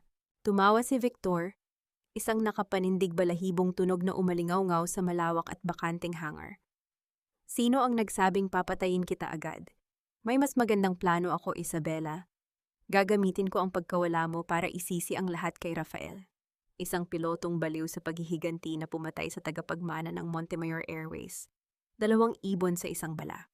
Samantala sa kalsada patungo sa hangar, ang dagundong ng makina ng motorsiklo ni Rafael ay tila isang galit na hayop na humahabol sa panahon. Ang hangin ay humahampas sa kanyang mukha, ngunit hindi niya nararamdaman ang lamig. Ang tanging nararamdaman niya ay ang bigat ng pagsisisi sa kanyang dibdib. Bawat alaala ni Bella, ang paglilinis nito ng sahig, ang pag-aalaga sa kanyang ina, ang tahimik na pagtanggap nito sa kanyang mga masasakit na salita, ay tila mga matatalim na karayom na tumutusok sa kanyang konsensya. Patawarin mo ako, Bella, ama. Isabela, bulong niya sa hangin. Huwag kang bibitiw, darating ako. Nang makarating si Rafael sa bukana ng hangar, nakita niya ang mga itim na SUV. Pinatay niya ang makina ng kanyang motor upang hindi makagawa ng ingay. Ang bawat hakbang niya patungo sa gusali ay maingat. Ang kanyang mga mata ay pilit na tinitingnan ang bawat anggulo ng dilim. Sa loob ng hangar, dinala ni Victor si Isabela sa gitna, kung saan may isang mesa na may mga papeles at isang lumang camera na nakatutok. Pirirma ka o papanoorin mo ang pagbagsak ng pamilya Alonso ng tuluyan? Banta ni Victor, habang ang isa sa kanyang mga tauhan ay naglabas ng isang litrato. Ang litrato ni na Lola Rosa at Cynthia na kasalukuyang may nakatutok na mga mata ng baril mula sa malayo. Nanginig ang buong katawan ni Isabela. Ito ang deeper plot ni Victor. Hindi lang siya ang target, kundi ang lahat ng taong nagpakita sa kanya ng kahalagahan ng buhay sa labas ng kanyang gintong hawla. Huwag silang idadamay. Parang awa mo na, pagsusumamo ni Isabela, ang kanyang mga luha ay tuluyan ng bumuhos. Ang kanyang pisyolohikal na reaksyon ay hindi na mapigilan. Ang kanyang lalamunan ay sumasakal sa kanya, at ang kanyang paningin ay nagdidilim sa tindi ng takot para sa pamilyang Alonso. Ngunit sa sandaling iyon, isang tunog ng pagbagsak ng bakal ang narinig mula sa gilid ng hangar. Isang anino ang mabilis na kumilos sa gitna ng mga lumang piyesa ng eroplano. Victor, bitawan mo siya! Ang boses ni Rafael ay umalingaw-ngaw, puno ng puot at determinasyon. Lumabas siya mula sa dilim, ang kanyang mga kamay ay nakakuyom, handang itaya ang kanyang buhay para sa babaeng minsan niyang hinamak, ngunit ngayon ay tanging dahilan ng kanyang paghinga. Napatitig si Isabela kay Rafael. Sa gitna ng kanyang takot, isang pakiramdam ng kaligtasan ang bumalot sa kanya. Ngunit ang katanungan ay nananatili. Magagawa ba ng isang lalaking sugatan ng puso na talunin ang isang demonyong handang pumatay para sa kapangyarihan? O ang muling pagkikita nilang ito ang magiging huling sandali ng kanilang mga buhay? Sapat na ba ang isang patawad para mabuo ang pusong winasak ng maraming taon ng kasinungalingan? Habang nakatitig si Rafael sa mga mata ni Isabela, hindi niya alam kung ang babaeng nasa harap niya ay ang anghel na nagligtas sa kanyang ina o ang demonyong nagtatago sa likod ng apelidong pumatay sa kanyang ama. Sa gitna ng panganib, ang pag-ibig ba ay magiging sapat na kalasag? O ito ang magiging mitya ng kanilang tuluyang pagbagsak? Narito ang katotohanang mas masakit pa sa kamatayan. Ang taong pinagkatiwalaan mo ay siya ring taong nagnanais na mawala ka. Kabanata 10, ang timbangan ng katapatan. Tingnan mo nga naman, ang ating gallant pilot na wala namang pakpak ay nagpakita rin. Akala ko ba ay matalino ka, Rafael? Pero heto ka. Pumasok sa lungga ng leon para sa babaeng ito na nalinlang ka sa loob ng mahabang panahon. Ang boses ni Victor ay dumaan sa malawak na hangar. Tila isang malamig na hanging dala ay lason. Hindi man lang siya natinag sa pagdating ni Rafael. Sa halip, mas lalo pa siyang naging kampante. Ang kanyang mga kamay ay dahan-dahang hinahaplos ang balikat ni Isabela na tila isang ari-arian na ipinagmamalaki niya sa kalaban. Napatigil si Rafael sa gitna ng semento. Ang kanyang dibdib ay mabilis na tumataas at bumababa, hindi lang dahil sa pagtakbo, kundi dahil sa matinding gulo ng emosyon na kasalukuyang sumasabog sa loob niya. Nakita niya si Isabela, ang kanyang Bella, na nakagapos, madumi ang suot, at may mga bakas ng luha sa pisngi. Ngunit sa likod ng mga matang iyon, nakita rin niya ang anino ng pamilya Montemayor. Bitawan mo siya, Victor. Alam ko na ang lahat. Alam ko na ang ginawa mo sa tatay ko. Alam ko na ikaw ang may kasalanan kung bakit bumagsak ang eroplano niya. Ang boses ni Rafael ay mababa ngunit puno ng panganib, tila isang bulkang malapit ng sumabog. Tumawa si Victor. Ang tunog ay umaling-awngaw sa mga bakal na haligi ng hangar. Alam mo na? At ano ngayon? May ebidensya ka ba? Ang tanging ebidensya na mayroon ka ay ang babaeng iyan. At sa tingin mo ba ay paniniwalaan ng batas ang isang Montemayor na nagpanggap na katulong? Lumingon si Victor kay Isabela at hinila ang buhok nito ng bahagya upang pilitin itong tumingin kay Rafael. Sabihin mo sa kanya, Isabela. Sabihin mo kung paano mo siya pinagtawanan sa tuwing nililinis mo ang sapatos niya. Sabihin mo kung gaano kasarap sa pakiramdam na makita ang kaaway mo na naghihirap habang ikaw ay nagkukunwaring anghel. Hindi totoo yan! Ang sigaw ni Isabela. Ang kanyang boses ay nanginginig sa sakit. Rafael, makinig ka. Hindi ko ginusto ang lahat ng ito. Pumunta ako rito para hanapin ang hustisya para sa tatay mo at sa tatay ko. Hustisya? Ang pangungutya ni Rafael. Ang kanyang mga mata ay nanatiling nakatitig kay Isabela. Isang malaking kasinungalingan ang lahat, di ba? Ang pag-aalaga mo kay nanay, ang pagluluto mo. Lahat ba yon ay bahagi ng plano mo para makuha ang mga dokumento ni Victor? Ginamit mo ba ang damdamin ko para sa pansarili mong interes? Ang bawat salita ni Rafael ay tila isang matalim na aspal na tumutusok sa puso ni Isabela. Naramdaman niya ang unti-unting paghina ng kanyang tuhod. Ang pisyolohikal na epekto ng matinding pait ay naramdaman niya sa panunuyo ng kanyang labi at sa pananakit ng kanyang lalamunan. Gusto niyang sumigaw na mahal niya ito, na ang bawat paghaplos niya sa kamay ni Lola Rosa ay totoo, ngunit ang bigat ng kanyang apelyido ay tila isang sumasakal na tanikala. Rafael, please, ang tanging nasambit ni Isabela bago siya tuluyang napahikbi. Sa gitna ng tensyon, napansin ni Rafael ang mga kamay ni Isabela. Kahit nakagapos ang mga ito, nakita niya ang mga kalyo at ang mga sugat na nakuha nito sa pagtatrabaho sa kanilang bahay. Naalala niya ang bawat gabi na nakikita niya itong pagod na pagod, ngunit hindi kailanman nagreklamo. Naalala niya ang halimuyak ng kape na inihanda nito kaninang madaling araw. Sa isang saglit, ang galit ni Rafael ay nahaluan ng isang malalim at masakit na pag-unawa. Hindi siya sasama sa iyo, Victor. Wika ni Rafael, ang kanyang tinig ay muling naging matatag. Ano man ang lihim niya, siya ang nagligtas sa nanay ko. At ang utang na loob na iyon ay hindi kayang bayaran ng kahit anong galit ko sa pangalan niya. Ang golden moment ay dumating nang magtagpo ang kanilang mga mata. Isang maikling sandali, kung saan ang lahat ng ingay sa paligid ay nawala. Sa titig na yon, ipinarating ni Rafael na sa kabila ng lahat, hindi niya ito pababayaan. Ngunit hindi naging madali ang lahat. Isang tauhan ni Victor ang biglang lumitaw sa likuran ni Rafael. Hawak ang isang matigas na bagay na gawa sa kahoy at bakal.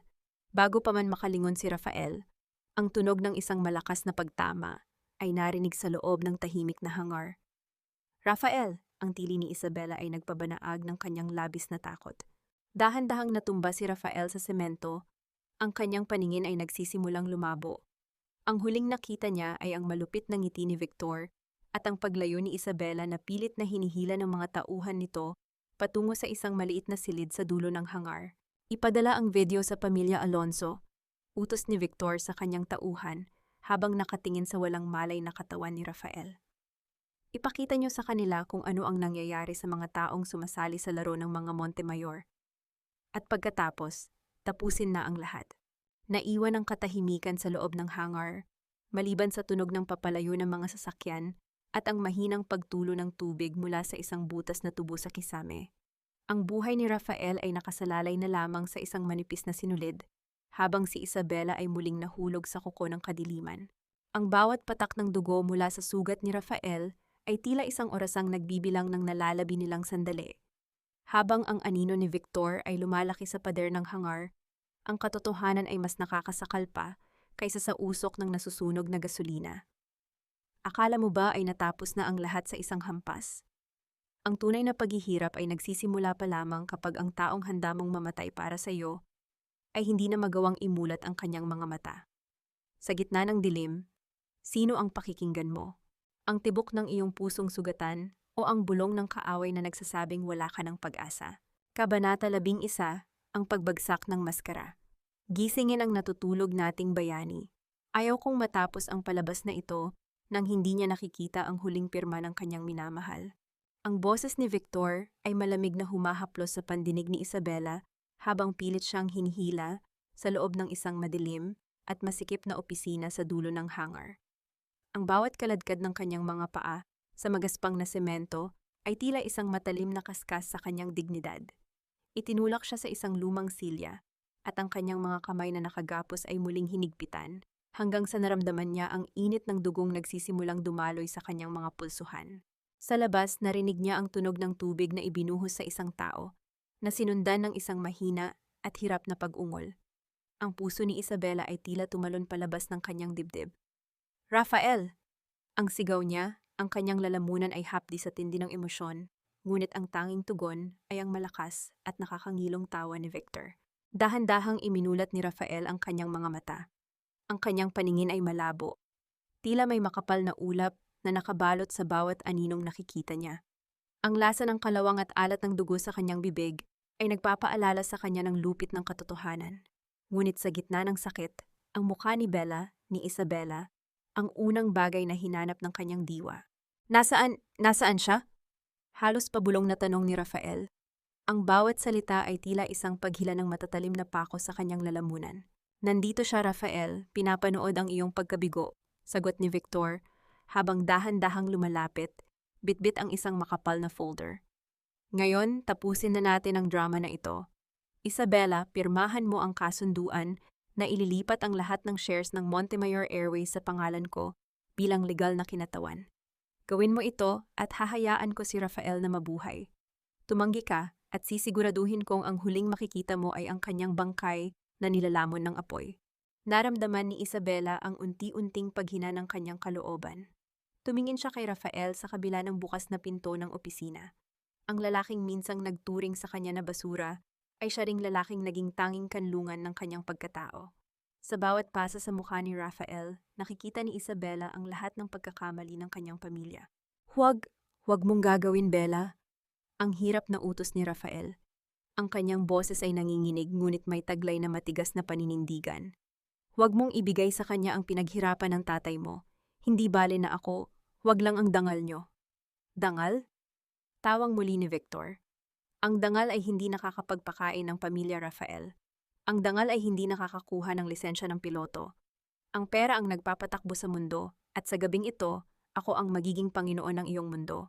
Kinuha ni Victor ang isang panulat at pilit na inilagay sa pagitan ng mga nanginginig na daliri ni Isabela. Ang pisyolohikal na reaksyon ng dalaga ay hindi na maitago. Ang kanyang katawan ay nanginginig sa isang hindi mapigil na kontrol, at ang bawat hininga niya ay tila isang hikbi na pilit na kinukubli. Ang bango ng tinta ng panulat ay tila amoy ng kamatayan para sa kanya. Isang pirma lang Isabela, at magiging malaya na ang Bella na minahal ni Rafael. Maaari na kayong magsimula ng bagong buhay sa kung saang sulok ng mundo bilang mga taong walang pangalan. Bulong ni Victor, ang kanyang boses ay tila isang ahas na nanunukso sa loob ng paraiso. Isang golden moment ang namagitan sa kanila nang tumingin si Isabela kay Rafael. Sa gitna ng gulo, nakita niya ang maliliit na detalye, ang paraan ng pagkunot ng noo ni Rafael sa kabila ng sakit, ang tapat na pag-aalala sa mga mata nito na higit pa sa galit sa kanyang apelyido. Sa sandaling iyon, naintindihan ni Isabela na ang pagmamahal ni Rafael ay hindi para sa yaman ng mga Montemayor, kundi para sa pusong nakita nito sa likod ng apron. "Patawad, Rafael!" Pabulong na sabi ni Isabela, habang ang kanyang luha ay pumatak sa puting papel. Lumilikha ng isang maliit na mantsa ng lungkot. Ngunit bago pa man dumampi ang dulo ng panulat sa papel, isang kakaibang tunog ang narinig mula sa labas ng hangar, ang tunog ng maraming sasakyang mabilis na humihinto at ang malakas na pagbukas ng mga pinto. Hindi ito ang mga tauhan ni Victor. "Anong nangyayari?" Ang kabadong tanong ni Victor sa kanyang tauhan. "Sir, ang mga otoridad, kasama nila ang abogado ng mga Montemayor at ang kapatid ni Captain Alonso." Ang sagot ng tauhang halos madapa sa pagtakbo pumasok. Biglang nagbago ang anyo ni Victor. Ang kanyang kampanteng mukha ay napalitan ng isang desperadong takot. Hinablot niya si Isabela mula sa silya at itinutok ang isang matalim na bagay sa leeg nito. "Huwag kayong lalapit, isang hakbang lang at tatapusin ko ang babaeng ito." Naramdaman ni Isabela ang lamig ng bakal sa kanyang balat. Ngunit sa gitna ng panganib, nakita niya ang paggalaw ni Rafael sa labas. Gamit ang natitirang lakas, dahan-dahang kinakapa ni Rafael ang isang piraso ng bakal na nalaglag malapit sa kanyang kamay. "Tapos na ang laro mo, Victor?" Ang sigaw ni Rafael. Bagamat ang kanyang boses ay puno ng hirap, ang kanyang mga mata ay nagniningning sa bagong pag-asa. Ang katahimikan sa loob ng hangar ay tila isang mitsa na malapit ng sumabog. Ang mga ilaw mula sa sasakyan ng mga otoridad ay tumatagos sa mga butas ng yero, lumilikha ng mga guhit ng liwanag sa gitna ng dilim. Sa isang iglap, ang kapalaran ni Isabela at Rafael ay nakasalalay na lamang sa isang pagkakamali o sa isang himala. Isang maling galaw, Rafael, at sisiguraduhin kong hindi mo na masisilayan ang bukas kasama ang babaeng ito. Akala mo ba ay bayani ka? Sa huli, isa ka lang talunang piloto na walang pakpak, habang ako ang hari ng himpapawid na ito. Ang boses ni Victor ay tila isang matalim na lagari na pumuputol sa huling hibla ng pag-asa sa loob ng hangar. Ang bawat salita niya ay puno ng desperasyon at puot, habang ang talim ng kutsilyo ay mas lalong ibinabaon sa maputing leeg ni Isabela. Sa bawat paghinga ng dalaga, naramdaman niya ang lamig ng bakal na nanunuot sa kanyang balat, isang banta na anumang sandali ay maaari nang matapos ang lahat. Sa gitna ng kaguluhan, ang mga asul at pulang ilaw mula sa mga sasakyan ng pulis sa labas ay sumasayaw sa mga kalawanging pader ng hangar, na tila mga aninong nagbabala ng kamatayan. Ang bawat pintig ng puso ni Isabela ay tila isang tambol na sumasabay sa takot na bumabalot sa kanya. Ngunit sa kabila ng panganib, ang kanyang mga mata ay nanatiling nakatitig sa lalaking dahan-dahang tumatayo mula sa pagkakalugmok sa semento. Si Rafael, na duguan ang mukha at nanginginig ang mga binti, ay pilit na ibinabalangkas ang kanyang katawan. Ang bawat galaw niya ay tila isang paghila ng matatalim na pako sa kanyang mga kalamnan. Ngunit ang apoy sa kanyang mga mata ay hindi kayang patayin ng anumang pisikal na sakit. Ang kanyang pagsisisi ay naging lakas. Ang kanyang galit ay naging determinasyon. "Victor, bitawan mo siya." Ang boses ni Rafael ay mababa, Paos, ngunit may bigat na tila isang hatol mula sa langit. Wala na ang kapangyarihan mo. Ang lahat ng kasinungalingan mo ay nakabukas na sa mundo. Huwag mo nang dagdagan ang mga kasalanan mo bago ka tuluyang lamunin ng dilim. Isang malakas at mapait na tawa ang pinakawalan ni Victor. Ang tunog ay umalingaw-ngaw sa malawak na silid. Tila isang demonyong wala nang balak bumalik sa katinuan. Kasinungalingan? Rafael, ang mundong ito ay binuo sa kasinungalingan. Ang tatay mo, ang tatay ni Isabela, lahat sila ay naging kasangkapan ko lang. At ngayon, kung kailangang magkasama-sama kayo sa impyerno, malugod ko kayong ihahatid. Naramdaman ni Isabela ang panginginig ng kamay ni Victor. Ang pisyolohikal na reaksyon ng kanyang katawan ay tila bumigay na. Ang kanyang mga tuhod ay nanghihina. At ang kanyang paningin ay nagsisimulang lumabo dahil sa matinding stress. Ngunit sa gitna ng kanyang panghihina, naalala niya ang bawat araw na nililinis niya ang bahay ng mga Alonso. Naalala niya ang bawat haplos ni Lola Rosa sa kanyang buhok at ang bawat banayad na tingin ni Rafael na nagparamdam sa kanya na siya ay sapat na kahit wala siyang dalang yaman. Ang sakripisyo niya ay hindi para sa kumpanya, kundi para sa pamilyang ito na nagturo sa kanya ng tunay na kahulugan ng pag-ibig. Rafael, huwag kang lalapit. Halos pabulong na pagsusumamo ni Isabela, ang kanyang mga luha ay muling dumadaloy at pumapatak sa talim ng kutsilyong hawak ng kalaban. Hayaan mo na ako. Iligtas mo ang sarili mo para kay Lola Rosa. Ngunit hindi natinag si Rafael. Ang golden moment ay dumating nang dahan-dahan niyang itaas ang kanyang kamay, tila isang pangako na hindi niya bibitawan ang babaeng ito. Isang maliit na hakbang ang kanyang ginawa, ang tunog ng kanyang sapatos sa magaspang na semento ay tila isang mitsang nag-aabang ng pagsabog. Hindi kita iiwan, Isabela. Wika ni Rafael, ang kanyang tinig ay puno ng isang uri ng kapayapaan na tanging ang taong handang mamatay para sa mahal niya ang makakaramdam. Patawarin mo ako kung huli na nang makita ko ang katotohanan. Pero sa gabing ito, babawi ako. Hindi kita bibitawan.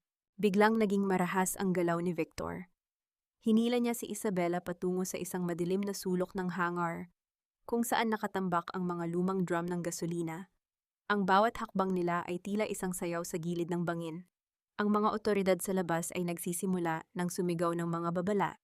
Ngunit sa loob ng gusaling iyon, tanging ang tatlong kaluluwang ito ang tila natira sa mundo.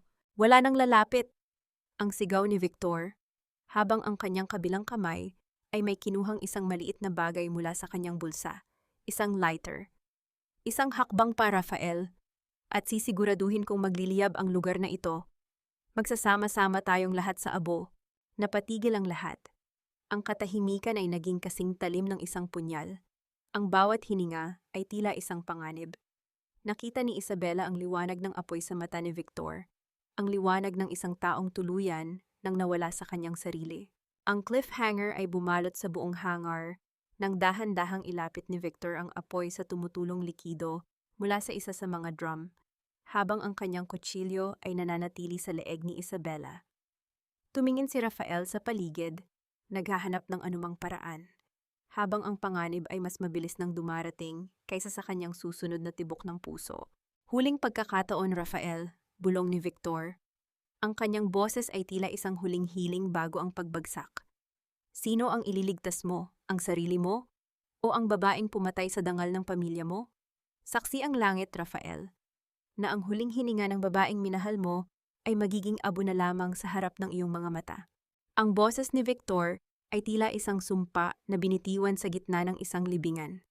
Ang talim ng kutsilyo ay bahagyang bumaon sa leeg ni Isabela, at ang bawat patak ng pulang likido na dumadaloy sa kanyang maputing balat ay tila mga luha ng dugo na nagmamarka sa kanyang huling sakripisyo. Sa kabilang kamay ni Victor, ang maliit na apoy mula sa lighter ay sumasayaw, tila isang demonyong nag-aabang ng hudyat upang lamunin ang lahat ng nasa loob ng hangar. Ang amoy ng gasolina ay masangsang at nakakasuffocate, tila isang lason na dahan-dahang pumapatay sa bawat hininga ni Isabela. Naramdaman niya ang panginginig ng kanyang mga kalamnan, ang pisyolohikal na pagbagsak ng kanyang katawan dahil sa tindi ng takot at pagod. Ngunit sa gitna ng usok at panganib, ang tanging malinaw sa kanyang paningin ay ang duguang mukha ni Rafael. Huwag, Victor! Ako na lang! Pakawalan mo siya at gawin mo sa akin ang lahat ng gusto mo. Ang hiyaw ni Rafael. Isang marahas na desisyon ang gumuhit sa kanyang muka. Dahan-dahan niyang binitiwan ang piraso ng bakal na kanyang hawak. Ang tunog ng pagbagsak nito sa semento ay umalingaw-ngaw na tila isang pagsuko ng kanyang sariling buhay. Rafael, huwag! Umalis ka na! Ang pabulong na sigaw ni Isabela, ang kanyang boses ay tila isang naghihingalong hiling. Hayaan mo na ang isang Montemayor na tulad ko ang magbayad para sa lahat. Isang golden moment ang namagitan sa kanila sa gitna ng nagbabadyang trahedya. Humakbang si Rafael papasok sa vong ng gasolina. Ang kanyang mga mata ay hindi kakikitaan ng takot, kundi ng isang uri ng pag-ibig na handang sumuong sa apoy. Ang bawat hakbang niya ay isang pagpapatunay na para sa kanya, si Bella at si Isabela ay iisa. Ang babaeng nagturo sa kanya na ang puso ay mas mahalaga kaysa sa anumang pangalan o yaman. Hindi ka magbabayad para sa kasalanang hindi mo ginawa, Isabela. Wika ni Rafael, ang kanyang boses ay kalmado na tila nasa gitna siya ng isang mapayapang lipad. Kung ito ang huling destinasyon natin, mas gusto ko nang mamatay na kasama ka kaysa mabuhay sa mundong wala ang liwanag mo. Ang emotional na kurot ng sandaling iyon ay tila pansamantalang nagpatigil sa mundo ni Victor. Ngunit ang kanyang inggit at puot ay mas matimbang kaysa sa anumang awa. Napakagandang eksena, kung ganoon, magsama kayo sa impyerno. Sa isang mabilis na galaw, binitiwan ni Victor ang lighter. Ang maliit na apoy ay bumagsak sa sahig na basang-basa ng gasolina. Ang paglagablab ng apoy ay kagyat at marahas. Ang bawat sulok ng hangar ay tila nabalot ng isang dambuhalang kumot ng init at kulay kahel na liwanag.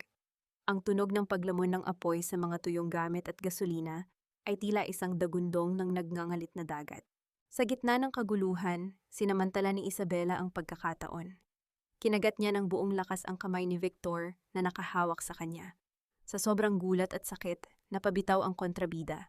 Mabilis na kumilos si Rafael, sinugod niya si Victor, at isang malakas na suntok ang pinakawalan niya. Ang tunog ng pagtama ng kamao sa panga ay naging hudyat ng kanyang paghihigante. Tumakbo ka na, Isabela, labas! Sigaw ni Rafael habang nakikipagbuno kay Victor, sa gitna ng unti-unting bumabagsak na mga bubong na yero. Hindi kita iwan, sagot ni Isabela. Pilit niyang inaabot ang kamay ni Rafael, sa gitna ng makapal na usok na nagpapadilim sa kanyang paningin. Ang bawat paglanghap niya ay tila sumusunog sa kanyang baga, ang kanyang mga mata ay hapdi at puno ng luha. Nang marating nila ang pintuan, isang malakas na pagsabog mula sa likurang bahagi ng hangar ang yumanig sa buong paligid. Ang tunog ng pagguho ng mga bakal at semento ay tila isang katapusan ng mundo. Itinulak ni Rafael si Isabela palabas. Ang katawan ng dalaga ay bumagsak sa damuhan, malayo sa init ng apoy. Ngunit bago pa makalabas si Rafael, isang malaking bahagi ng nasusunog na kisame ang bumagsak, humarang sa pagitan nila. Ang huling nakita ni Isabela bago siya nawalan ng malay dahil sa kapal ng usok ay ang anino ni Rafael, na pilit na inaabot ang kanyang kamay, habang ang apoy ay tila isang pader na naghihiwalay sa kanilang mga mundo. Ang dangling mystery ay nananatili sa gitna ng abo. Sa huling sandali bago ang pagsabog, sumigaw si Victor ng isang pangalan na hindi pamilyar kay Isabela. Isang pangalan na tila nagpapahiwatig na may mas mataas pang tao sa likod ng lahat ng ito, isang taong naging dahilan kung bakit sadyang pinag-away ang kanilang mga pamilya. Ang cliffhanger, dumating ang mga bumbero at otoridad, ngunit ang hangar ay isa ng dambuhalang bola ng apoy. Habang hinihila ng mga medic si Isabela patungo sa ambulansya, dahan-dahan niyang iminulat ang kanyang mga mata at tumingin sa nagbabagang istruktura. Isang katawan ang inilalabas mula sa labi ng apoy, ngunit ang mukha nito ay balot ng kumot. Rafael! Ang huling bulong ni Isabela bago siya tuluyang nilamon ng kadiliman. Mas masakit pa sa sugat ng apoy ang katahimikan ng isang pusong hindi mo na marinig ang tibok. Akala mo ba ay sapat na ang makaligtas kung ang mundong binalikan mo ay wala ng kulay? Ang amoy ng antiseptic at malamig na hangin ng ospital ang sumalubong sa pagbabalik ng diwa ni Isabela.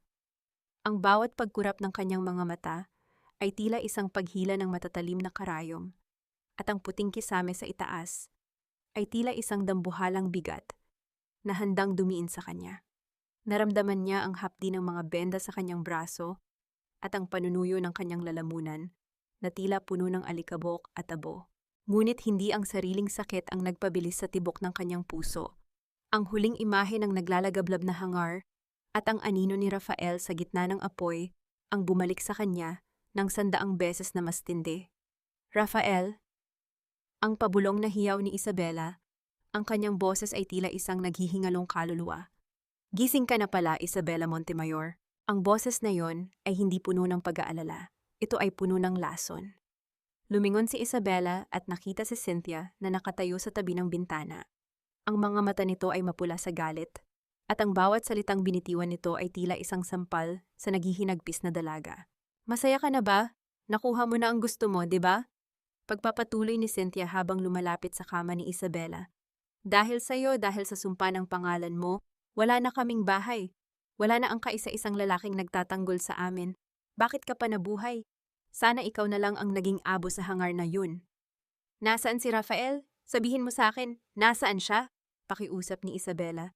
Pilit niyang binabangon ang kanyang nanghihinang katawan sa kabila ng pananakit ng kanyang mga sugat. Wala na siya, Isabela. Isang sunog na bangkay ang inilabas doon, at lahat ng iyon ay dahil sa iyo.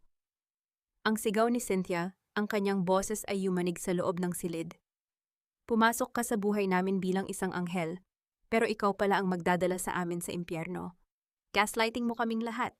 Pinaniwala mo kaming mabuti ka, pero isa ka lang palang mapagpanggap na Montemayor. Ang physiological na reaction ni Isabela ay tila isang tuluyang pagguho. Ang kanyang paningin ay nagdilim, at ang bawat hininga niya ay tila isang sumasakal na tali. Ang sakit sa kanyang dibdib ay mas matindi kaysa sa anumang paso ng apoy. Ang lalaking nagbigay sa kanya ng pag-asa, ang lalaking dinala niya sa panganib, ay wala na. Ngunit sa gitna ng kanyang paghihinagpis, ang pinto ng silid ay dahan-dahang bumukas. Pumasok si Lola Rosa na nakaupo sa isang wheelchair, itinutulak ng isang nurse. Ang matanda ay tila tumanda ng 10 taon sa loob ng isang gabi, ngunit ang kanyang mga mata ay hindi kakikitaan ng puot na gaya ng kay Cynthia. Cynthia, tumahimik ka, mahinahong utos ni Lola Rosa. Ngunit may autoridad na tila isang huling hatol. Nay, pinapatanggol mo pa ba siya? Pinatay niya si Kuya Raf. Ang hysterical na sagot ni Cynthia. Hindi patay ang anak ko, wika ni Lola Rosa habang itinuturo ang kabilang silid sa ICU. Nakaligtas si Rafael, ngunit nasa critical na kondisyon siya. Ang bangkay na inilabas ay kay Victor. Ang demonyong iyon ang kinain ng sarili niyang apoy. Tila isang himala ang narinig ni Isabela. Ang kanyang mga luha ay muling bumuhos, hindi na dahil sa desperasyon, kundi dahil sa isang maliit at nanginginig na pag-asa. Ang golden moment ay dumating nang hawakan ni Lola Rosa ang kamay ni Isabela. Huwag mong sisihin ang sarili mo, Hija. Nakita ko sa mga mata ng anak ko noong iligtas ka niya. Hindi ka na lang isang katulong sa kanya. Ikaw ang dahilan kung bakit siya muling lumaban.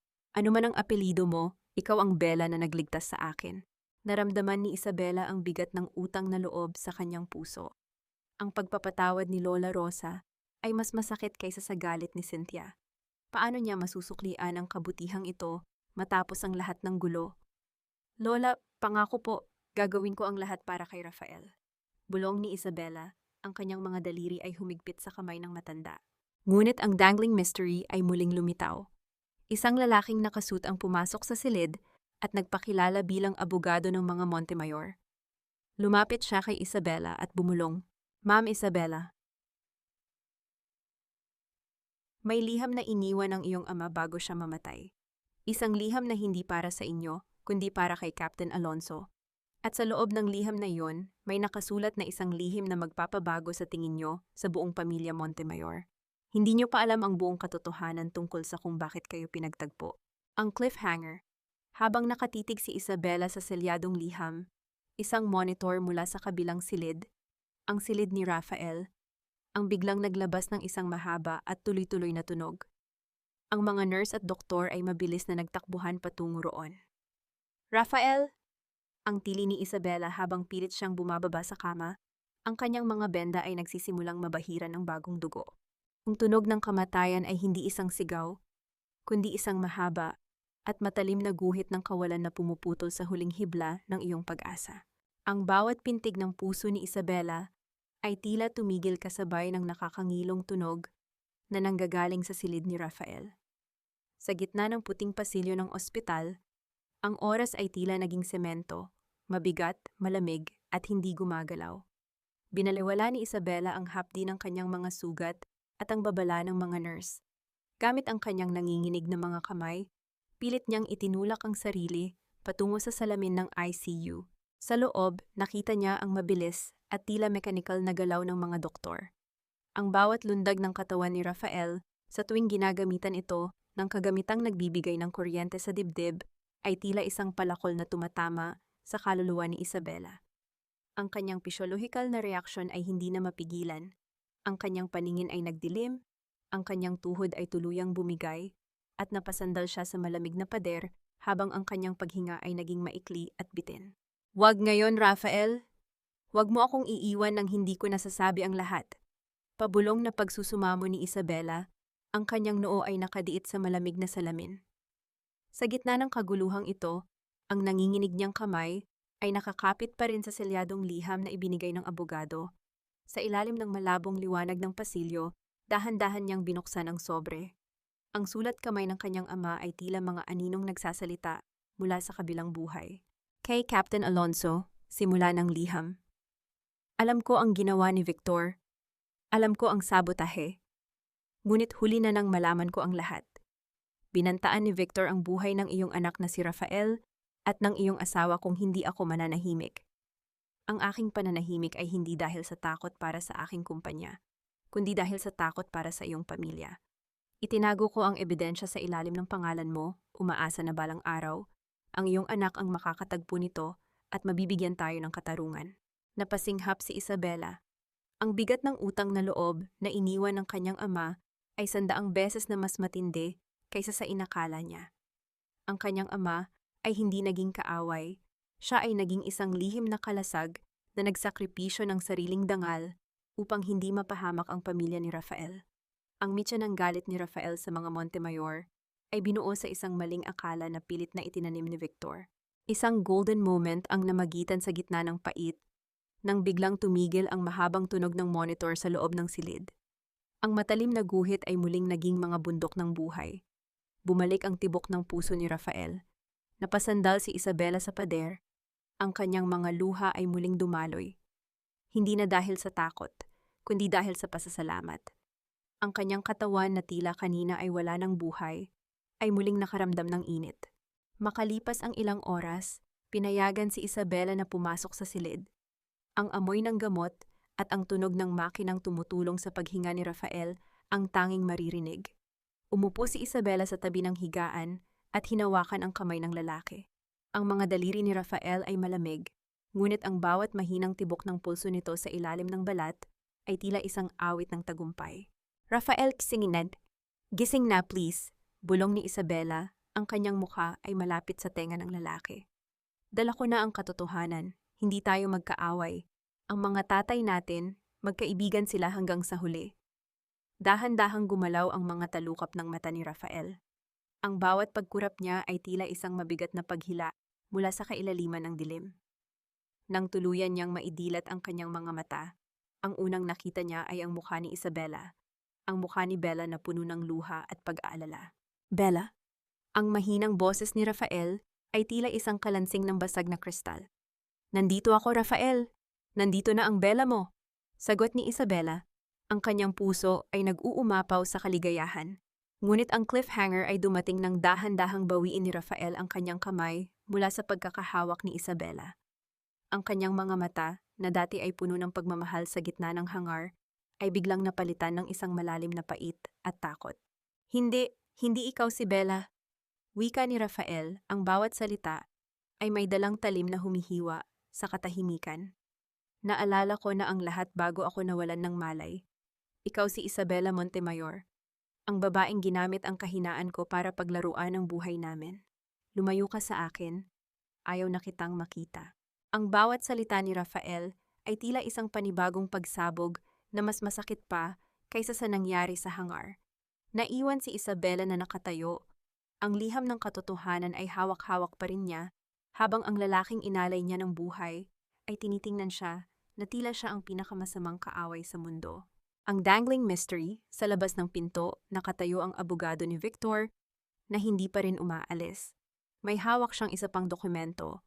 Isang dokumentong nagsasabing ang lahat ng shares ni Isabela ay automatikong malilipat sa isang anonymous trustee kung hindi siya makakabalik sa loob ng 24 na oras. At ang trustee na iyon ay kasalukuyang naglalakad na papasok sa ospital. Ang bawat salita ni Rafael ay tila isang mitsa na dahan-dahang tumutupok sa natitirang lakas ni Isabela.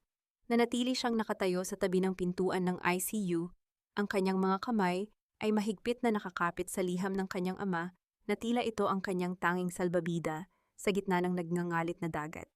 Ang pisyolohikal na epekto ng pagtataboy sa kanya ay naramdaman niya sa biglang panlalamig ng kanyang mga dulo ng daliri at sa tila paghinto ng daloy ng hangin sa kanyang dibdib. Rafael, makinig ka muna. Kahit sandali lang, pakiusap ni Isabela, ang kanyang boses ay nanginginig sa tindi ng pagsusumamo. Ang lahat ng ginawa ko bilang si Bella ay hindi laro. Ang bawat pag-aalaga ko kay Lola Rosa, ang bawat gabing pinagsaluhan natin, totoo ang nararamdaman ko. Totoo? Ang pangungutya ni Rafael, ang kanyang mga mata, ay nanatiling nakatitig sa puting kisame, ayaw sulyapan ang dalagang nagligtas sa kanya. Ang tanging totoo sa ating dalawa ay ang katotohanang isa kang Montemayor, at ang mga Montemayor ay bihasa sa pagmamanipula ng mga taong tulad ko. Lumabas ka na bago ko pa malimutang ikaw ang dahilan kung bakit ako nakahiga rito. Bago pa man makasagot si Isabela, ang katahimikan ng pasilyo ay nabasag ng tunog ng marahas na paglalakad ng mga mamahaling sapatos. Isang babaeng nakasuot ng itim na traje de gala na may mukhang tila inukit sa yelo at may mga matang nagniningning sa kasamaan. Ang lumitaw sa dulo ng pasilyo. Si Helena Salcedo, ang kapatid ni Victor, at ang anonymous trustee na nag-aabang sa pagbagsak ni Isabela. Napakaganda ng drama rito, hindi ba? Ang boses ni Helena ay puno ng lason. Ang bawat salita ay may dalang pangungutya habang dahan-dahan siyang lumalapit kay Isabela. Isang bilyonaryong nagpanggap na katulong para sa isang pilotong wala namang lisensya. Isabela, masyado kang nagpadala sa emosyon mo. At ngayon, dahil sa katangahan mo, ang Montemayor Airways ay mapupunta na sa tamang kamay. Helena, anong ginagawa mo rito? Tanong ni Isabela. Pilit niyang itinataas ang kanyang marangal na tindig sa kabila ng panghihina. Narito ako para kunin ang sa akin. Sagot ni Helena habang iwinawagayway ang isang dokumentong may selyo. Ayon sa kasunduang nilagdaan ng iyong ama, sa oras na mapatunayang ang tagapagmana ay hindi nakarapat-dapat o nasasangkot sa isang iskandalo, ang pamamahala ay malilipat sa trustee. At ang pagpapanggap mong katulong, iyan ang pinakamalaking iskandalong wawasak sa pangalan ng iyong pamilya. Lumingon si Helena kay Rafael na nakikinig mula sa loob ng silid. At ikaw, Rafael Alonso, huwag kang mag-alala. Sisiguraduhin kong pagkatapos nito, hinding-hindi mo na muling masisilayan ang langit. Ang pamilya niyo ay nakatakdang manatili sa lupa kasama ng mga dumi na nililinis ng babaeng ito. Isang golden moment ang namagitan nang biglang gumalaw si Lola Rosa mula sa kanyang wheelchair. Hinawakan niya ang kamay ni Isabela at tumingin ng matalim kay Helena. Ang yaman ay nauubos, pero ang dangal ng isang taong marunong magmahal ay hinding-hindi niyo makukuha. Maaaring nakuha niyo ang kumpanya, pero hindi niyo kailanman makukuha ang respeto ng mga taong pinagsilbihan ni Bella. Sa gitna ng tensyong ito, naramdaman ni Isabela ang isang kakaibang lakas. Hindi na siya ang takot na si Bella, at hindi na rin siya ang mapagmataas na si Isabela. Siya ay isang babaeng lumalaban para sa katotohanan. Hindi ko ibibigay ang kumpanya sa iyo, Helena. Wika ni Isabela, ang kanyang boses ay kasing talim na ng isang espada. Dahil ang liham na hawak ko ay patunay na ang kapatid mong si Victor ang pumatay sa aking ama at sumabutahe sa pamilya Alonso. At sa oras na mabasa ito ng board, ikaw at ang pamilya mo ang mananatili sa kulungan. Ngunit ang cliffhanger ay dumating nang ngumiti si Helena ng malupit. May inilabas siyang isa pang dokumento, isang lumang kontrata na may lagda ng tatay ni Rafael. Sige, ilabas mo ang liham mo. Pero paano mo ipapaliwanag ito, ani Helena? Isang dokumentong nagsasabing ang tatay ni Rafael ay tumanggap ng suhol mula sa tatay mo para manahimik tungkol sa sira ng eroplano.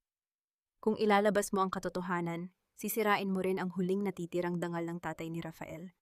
Handa ka bang gawin yon, Isabela? Handa ka bang gawing magnanakaw ang tatay ng lalaking sinasabi mong mahal mo? Napatitig si Isabela sa dokumento. Ang kanyang mundo ay muling gumunaw. Kung ililigtas niya ang sarili at ang kumpanya, wawasakin niya ang alaala ng tatay ni Rafael. Kung mananatili siyang tahimik, mapupunta ang lahat kay Helena. Sa loob ng ICU, narinig ni Rafael ang lahat. Ang tunog ng monitor ng kanyang puso ay nagsimulang bumilis, lumilikha ng isang mabilis at kabadong ritmo sa katahimikan ng ospital. Ang kanyang mukha ay puno ng matinding dusa. Ang katotohanang kinamumuhian niya ang mga Montemayor ay nahahaluan na ng takot na baka ang sarili niyang ama ang nagkanulo sa kanya. Ang bong dangling mystery. Sino ang nagbigay kay Helena ng dokumentong iyon? At bakit may isang anino ng lalaki sa labas ng pintuan ng ospital na tila kanina pa nakikinig? Hawak ang isang recorder na naglalaman ng lahat ng kanilang usapan. Ang bawat hininga ni Isabela ay tila isang paghila ng matatalim na bubog sa kanyang lalamunan habang nakatitig sa dokumentong hawak ni Helena. Ang puting papel na iyon, na may mantsa ng mapanlinlang na tinta, ay tila isang dambuhalang pader na naghihiwalay sa kanya at sa lalaking tanging dahilan ng kanyang pananatili sa mundong ito. Ang pisyolohikal na epekto ng matinding pait ay naramdaman niya sa biglang panalambot ng kanyang mga tuhod. At kung hindi lamang dahil sa hawak ni Lola Rosa sa kanyang kamay, marahil ay tuluyan na siyang bumagsak sa malamig na semento ng ospital. Ano, Isabela? Namamalikmata ka ba? Ang boses ni Helena ay puno ng nakakangilong tamis, tila isang lason na binalot sa asukal. Pumili ka, iligtas mo ang iyong kumpanya at sirain ang pangalan ng ama ni Rafael, o ibigay mo sa akin ang lahat at manatiling bayani sa paningin ng isang pilotong wala namang tiwala sa iyo. Sa loob ng ICU, ang tunog ng monitor ng puso ni Rafael ay nagsisimulang magwala. Ang bawat mabilis na tunog nito ay tila isang hiyaw ng paghihirap. Nakita ni Isabela sa pamamagitan ng salamin ang pagtulo ng luha mula sa mga mata ni Rafael, isang luhang puno ng pagkadismaya at pagguho ng huling natitirang dangal ng kanyang pamilya. Huwag mong gawin, Isabela. Ang halos hindi marinig na tinig ni Rafael mula sa loob, ang kanyang labi ay nanginginig habang pilit na binibigkas ang bawat salita. Ngunit bago pa man makasagot si Isabela, ang anino sa labas ng pinto ay tuluyan ng pumasok. Hindi ito tauhan ni Helena. Ito ay si Mang Tino, ang matandang mekaniko na may hawak na isang lumang digital recorder at isang selyadong envelope. Sobra na ang panlilinlang na ito, Helena. Ang boses ni Mang Tino ay kalmado ngunit may bigat ng katarungan. Narinig ko ang lahat, at narito ang katotohanang matagal nang ibinaon ni Victor. Ang dokumentong hawak mo ay isang peking ginawa ng kapatid mo bago siya mamatay. At ang suhol? Hindi iyon suhol. Iyon ay ang separation pay na sadyang pinalabas na illegal upang maging pantali sa leeg ni Captain Alonso. Ang mukha ni Helena ay biglang nawalan ng kulay. Ang kanyang kampanteng tindig ay napalitan ng isang desperadong takot. Sinungaling, isang hamak na mekaniko lang ang taong ito. Mekaniko na nakakita sa lahat, sagot ni Mang Tino. Ipinatugtog niya ang recorder. Umaling-awngaw sa pasilyo ang boses ni Victor, aminado sa kanyang mga plano, aminado sa pagmamanipula sa pamilya Alonso at Montemayor. Ang katahimikan sa ospital ay naging kasing bigat ng isang hatol. Ang bawat salita ni Victor sa recorder ay tila isang haplos ng pagpapatawad sa alaala ng mga amang pumanaw. Nakita ni Isabela ang unti-unting paghupa ng tensyon sa mukha ni Rafael. Ang monitor ng puso nito ay dahan-dahang bumalik sa isang mapayapa at matatag na ritmo. Isang golden moment ang namagitan nang dahan-dahang lumapit si Isabela sa higaan ni Rafael. Sa gitna ng gulo, hindi niya tiningnan ang kumpanya, hindi niya tiningnan si Helena na kasalukuyan, nang hinuhuli ng mga otoridad na tinawag ni Mang Tino. Ang tanging nakikita niya ay ang mga mata ni Rafael na ngayon ay puno ng matinding pagsisisi at isang uri ng pagmamahal na dumaan sa apoy. Patawarin mo ako, Isabela. Patawarin mo ako, aking Bella. Ang hirap na pagsusumamo ni Rafael. Ang kanyang kamay ay dahan-dahang pilit na inaabot ang kamay ng dalaga. Hinawakan ni Isabela ang kamay ni Rafael. Ang init ng kanilang mga palad ay tila isang paghihilom sa lahat ng sugat ng nakaraan. Wala kang dapat ihingi ng tawad, Rafael. Pareho tayong naging biktima ng dilim. Pero sa gabing ito, ang katotohanan ang magiging pakpak natin para muling makalipad. Ang emosyonal na kurot ng sandaling iyon ay naramdaman ng lahat ng nakasaksi. Ang bilyonaryong si Isabela ay muling lumuhod sa tabi ni Rafael. Hindi bilang isang katulong, kundi bilang isang babaeng nahanap ang kanyang tahanan sa puso ng lalaking minsang itinuring siyang anino. Ang hustisya ay nakamit sa ilalim ng malamlam na ilaw ng ospital. Ang mga Salcedo ay tuluyan ng bumagsak, habang ang pangalan ng mga Alonso at Montemayor ay muling nalinisan. Ngunit higit sa kayamanan at kapangyarihan, ang pinakamalaking tagumpay ay ang pagpapatawad na namayani sa pagitan ng dalawang pamilyang winasak ng puot. Ang cliffhanger. Habang nagkakayakap ang dalawa, isang huling sulyap ang ibinigay ni Rafael kay Isabela. Isabela, sa oras na makalabas ako rito, hindi na kita hahayaang lumuhod pa sa harap ng kahit sino. Maliban na lang kung papayag kang lumuhod sa tabi ko sa harap ng altar.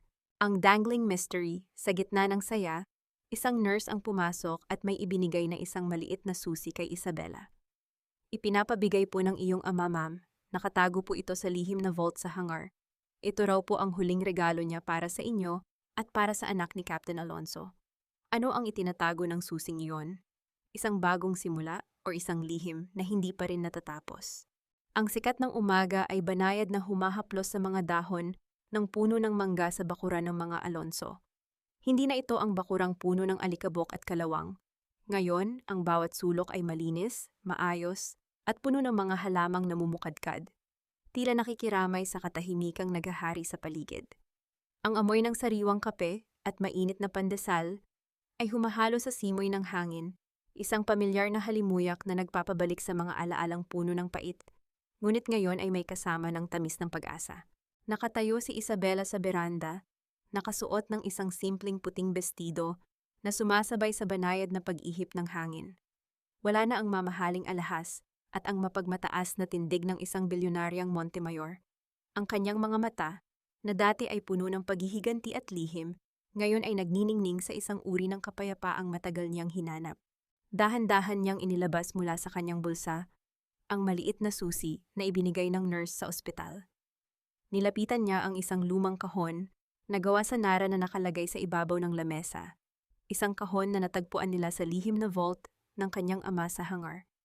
Isinusi ni Isabela ang bakal at ang tunog ng pag-ikot ng kandado ay tila isang huling pagkalas sa mga tanikala ng nakaraan. Sa loob ng kahon ay walang ginto o pera. Naroon ang isang larawan ng dalawang lalaking nakasuot ng uniforme ng piloto, ang kanyang ama at si Captain Alonso, na magkaakbay at tumatawa sa harap ng isang maliit na eroplano. Sa ilalim ng larawan ay may isang dokumento, ang orihinal na kasunduan ng pagkakaibigan at pagtutulungan na nilagdaan ng dalawa bago pa man pumasok ang anino ni Victor. They always believed in each other, Raph. Bulong ni Isabela habang dinaramdam ang gasgas na papel sa kanyang mga daliri. Naramdaman niya ang isang pares ng matitipunong braso na yumakap sa kanya mula sa likuran. Ang init ng katawan ni Rafael ay tila isang kalasag na pumoprotekta sa kanya sa lahat ng takot. Ipinatong ni Rafael ang kanyang baba sa balikat ni Isabela. Ang kanyang hininga ay mainit at banayad sa balat ng dalaga. Alam ko, Bella, or should I say, my Isabela, wika ni Rafael, ang kanyang boses ay puno ng malalim na pagmamahal at paggalang. Hindi ko akalain na sa likod ng galit ko sa mga Montemayor, ang isang katulad mo pala ang magtuturo sa akin kung paano muling lumipad ng walang takot. Humarap si Isabela sa kanya at hinawakan ang kanyang pisngi. Ang mga pasa at sugat ni Rafael mula sa sunog ay nag-iwan ng maliliit na pilat. Ngunit para kay Isabela, ang mga ito ay mga marka ng karangalan at sakripisyo. Nagawa na nating linisin ang pangalan nila, Raph. We gave them the justice they deserved, muling wika ni Isabela. At higit pa doon, nahanap natin ang isa't isa sa gitna ng apoy, sagot ni Rafael. Dahan-dahan niyang kinuha ang kamay ni Isabela at dinala ito sa kanyang mga labi, isang halik na puno ng pangako. Hindi na kita hahayaang maging katulong ng tadhana. From now on, you are the co-pilot of my life. Sa loob ng bahay, narinig nila ang tawa ni Lola Rosa habang tinuturuan si Cynthia na magsaing ng maayos.